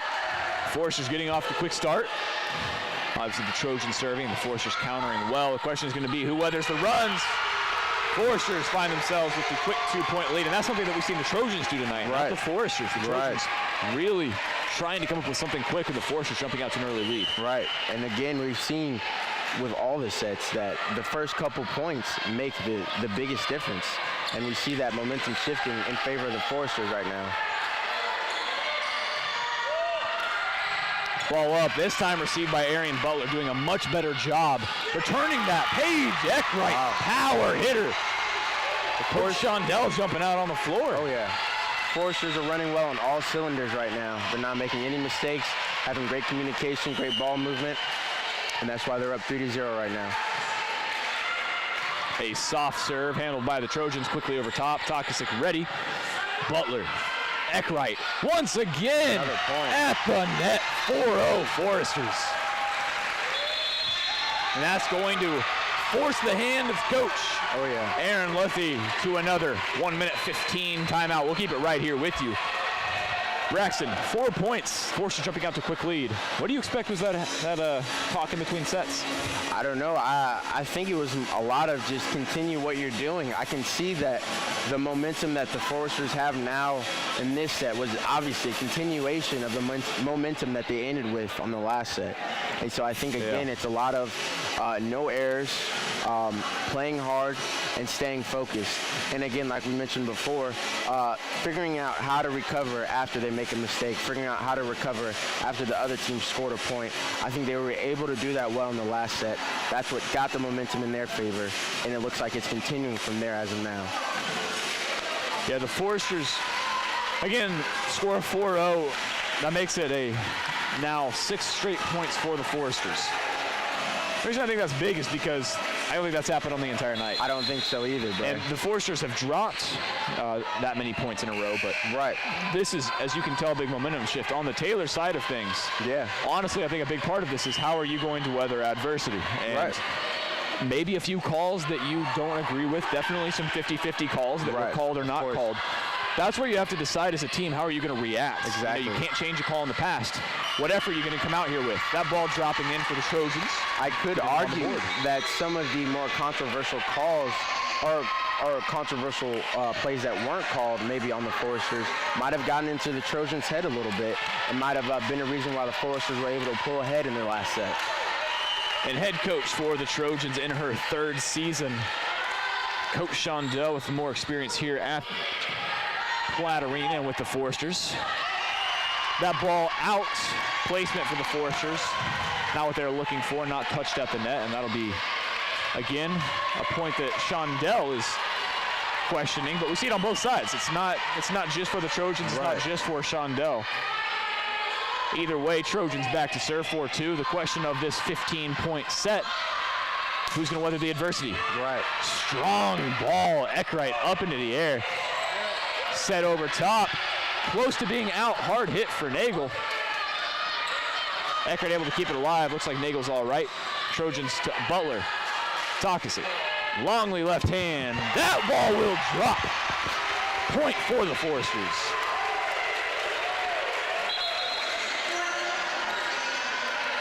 Breedensteiner checking in for Lauren Cressy, 5-2. And the Foresters are keeping the lead right now, staying in it, scoring when they need to.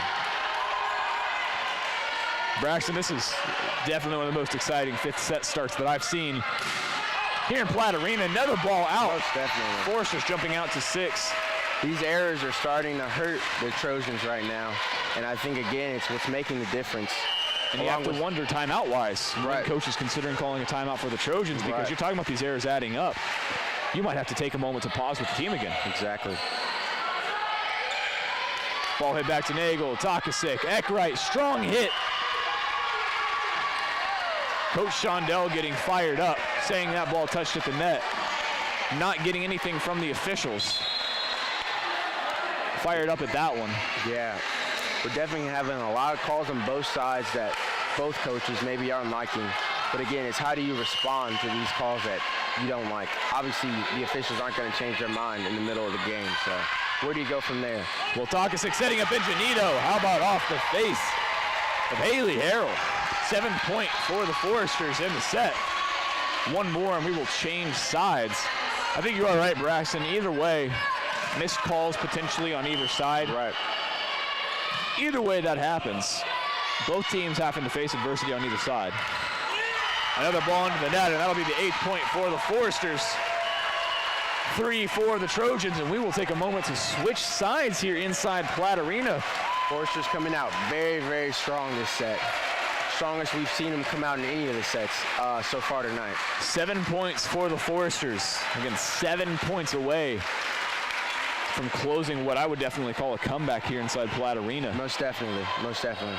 Now the Trojans with a moment to regroup here. Of course, not able to call a timeout in this particular situation, but only 3 points scored so far, finding themselves down by 5. I'm not sure if the Trojans have been down by this much tonight. That ball over top will start to help. Score 4-8. Again, series tied 2 apiece. We're going to 15. Back to serve for the Trojans, and just subbing in Jamie Sherribb again, the senior. One of 2 getting most of the play time tonight here. Eckwright soft over top, puts the ball to the opposite side. Near side for the senior. Great ball placement. It was a great setup by the Trojans as well.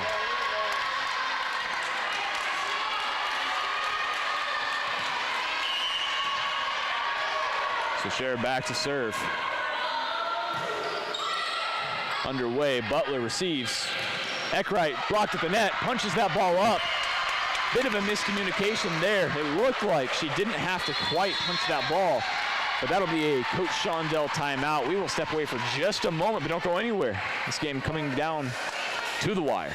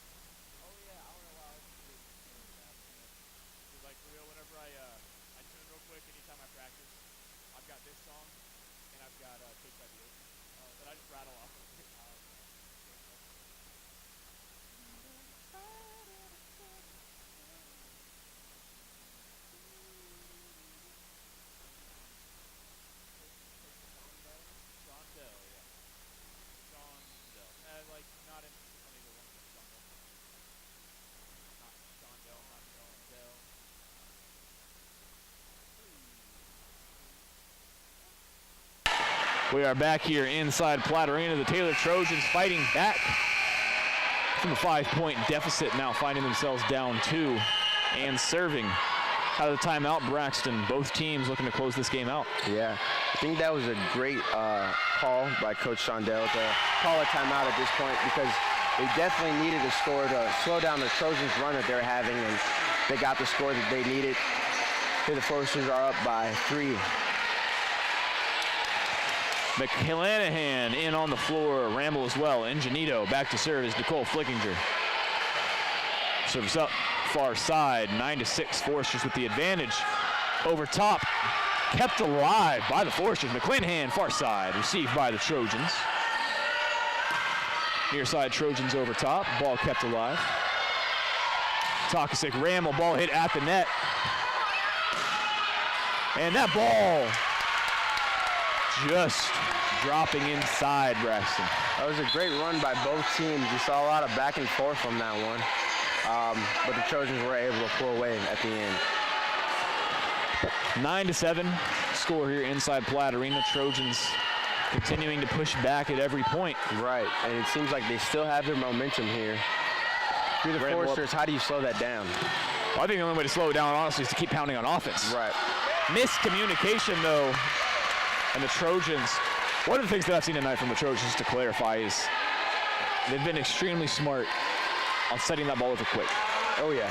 There have been very few times where they've set that ball over and the Foresters have been able to come right back with it. And right, very true. To be fair, same with the Foresters, both sides. They've done a very good job of anticipating when that gap is going to be left open. Right. I think they've done a phenomenal job, and that's due in part to the coaching on both sides and the awareness of both players. There was maybe one time where Takasik tried to get the ball over quick and it was blocked at the net. Other than that, most times it's worked out, and now the Trojans within one here in the 5th and final set. Soft touch, Ingenito. Back close side, Adams dropping. All tied up at 9 apiece. Trojans will not go away.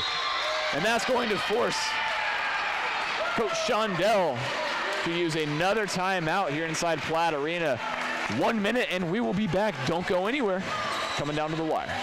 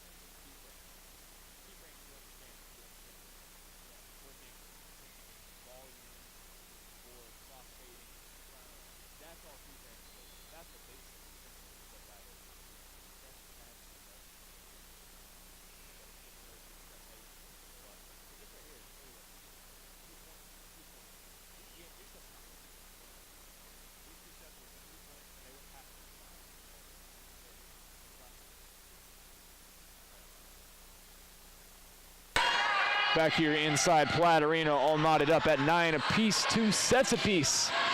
McClanahan for the Foresters trying to seal this crossroads matchup.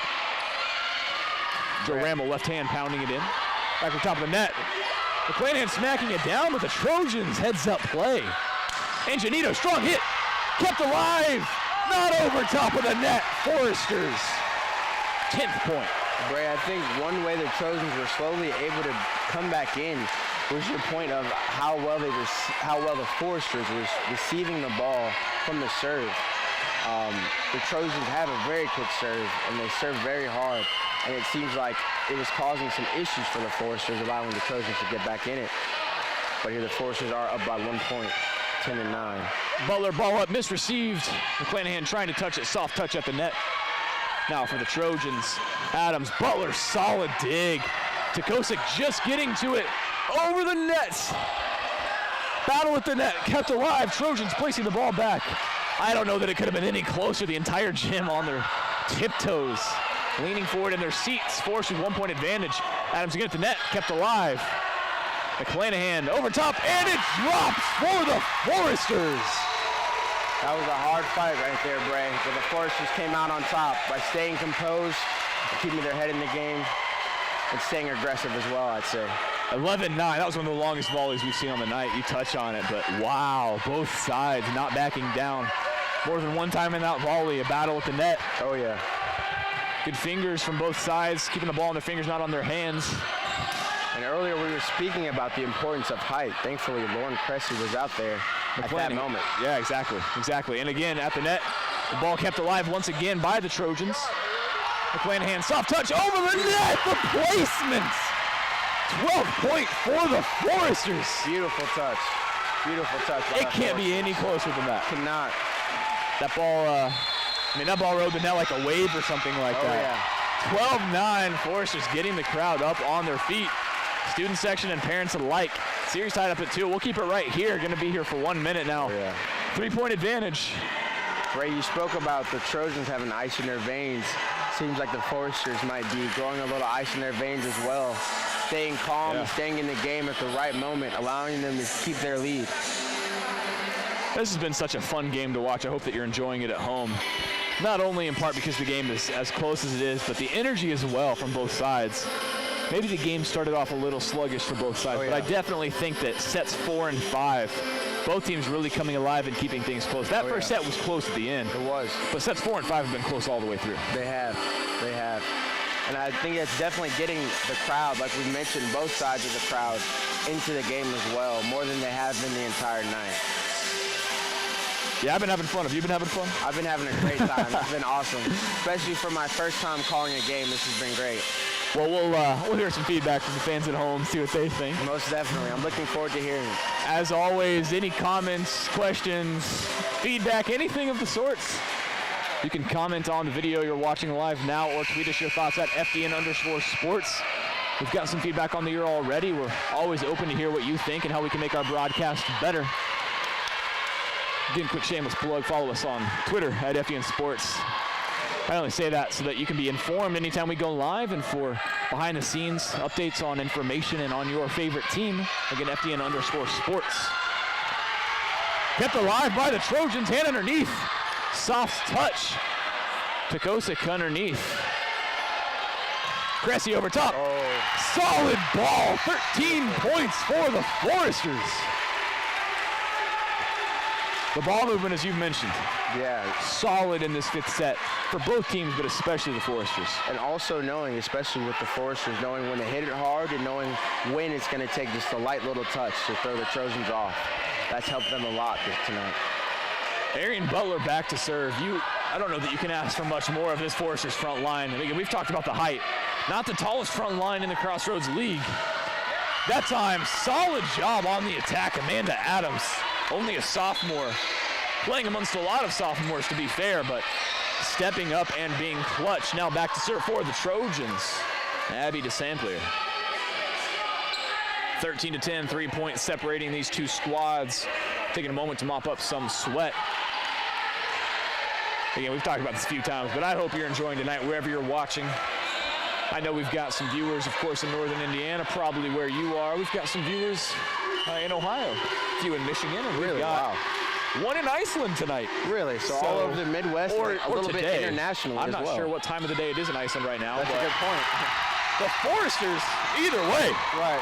14 points. Speaking of a good point, there was a great point by the Foresters. I don't know that you can ask for a better setup if you're the Foresters. 14-10, everyone up on their feet.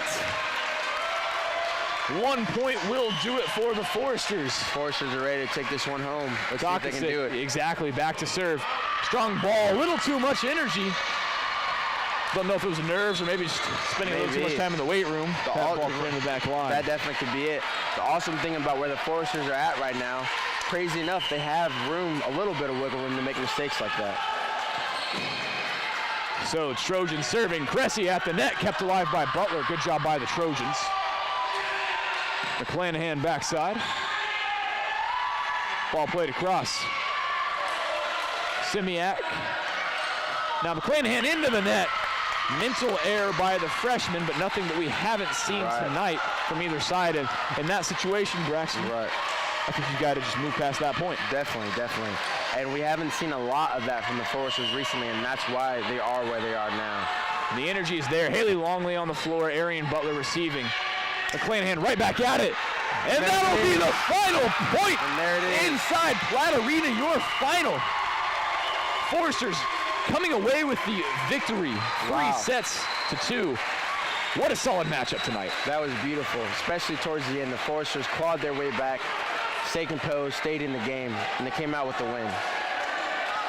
Huntington winning 3-2 in one of the closest matchups that I've seen on the year. Taylor fighting admirably, just not able to come away with the win. Even though they started off great, the Foresters stayed in it and were just able to come out with the win at the end. Again, like we were mentioning, Bray, I think the difference was limiting their errors. I mean, in the end, you see the Foresters didn't make nearly as much as they were in the other, couple sets. And I do think that that's what made the difference. So once again, Foresters coming out of Platt Arena with a victory. Your final tally on the night, Foresters taking set 1, the Trojans taking set 2 and 3 rather convincingly, a close set 4 and a close set 5. Bit of drama here tonight, some calls on either side going either way. We will update you on the status of Bree Metz. Let me give her your prayers, make sure her knee's all right. We'll update you as we get more information there. Foresters coming out with the victory though, 3-2. Opening up Crossroads League play at home. You can see them there. No reason not to be excited, Braxton. This is the way to start off the season at home. Great way to start off the season at home. I know the Foresters are excited. I know Coach Shondell is proud of his team. I can't wait to see more of what the Foresters can do this season. Well, that's going to do it for us here inside Platt Arena. For myself, Bray Snyder, my co-host Braxton Barnhill, Shelby, Carson, Ryan Lockhart, a few names you might not know, but you will know soon. For FDN Sports and all of us here inside Platt Arena, have a good night.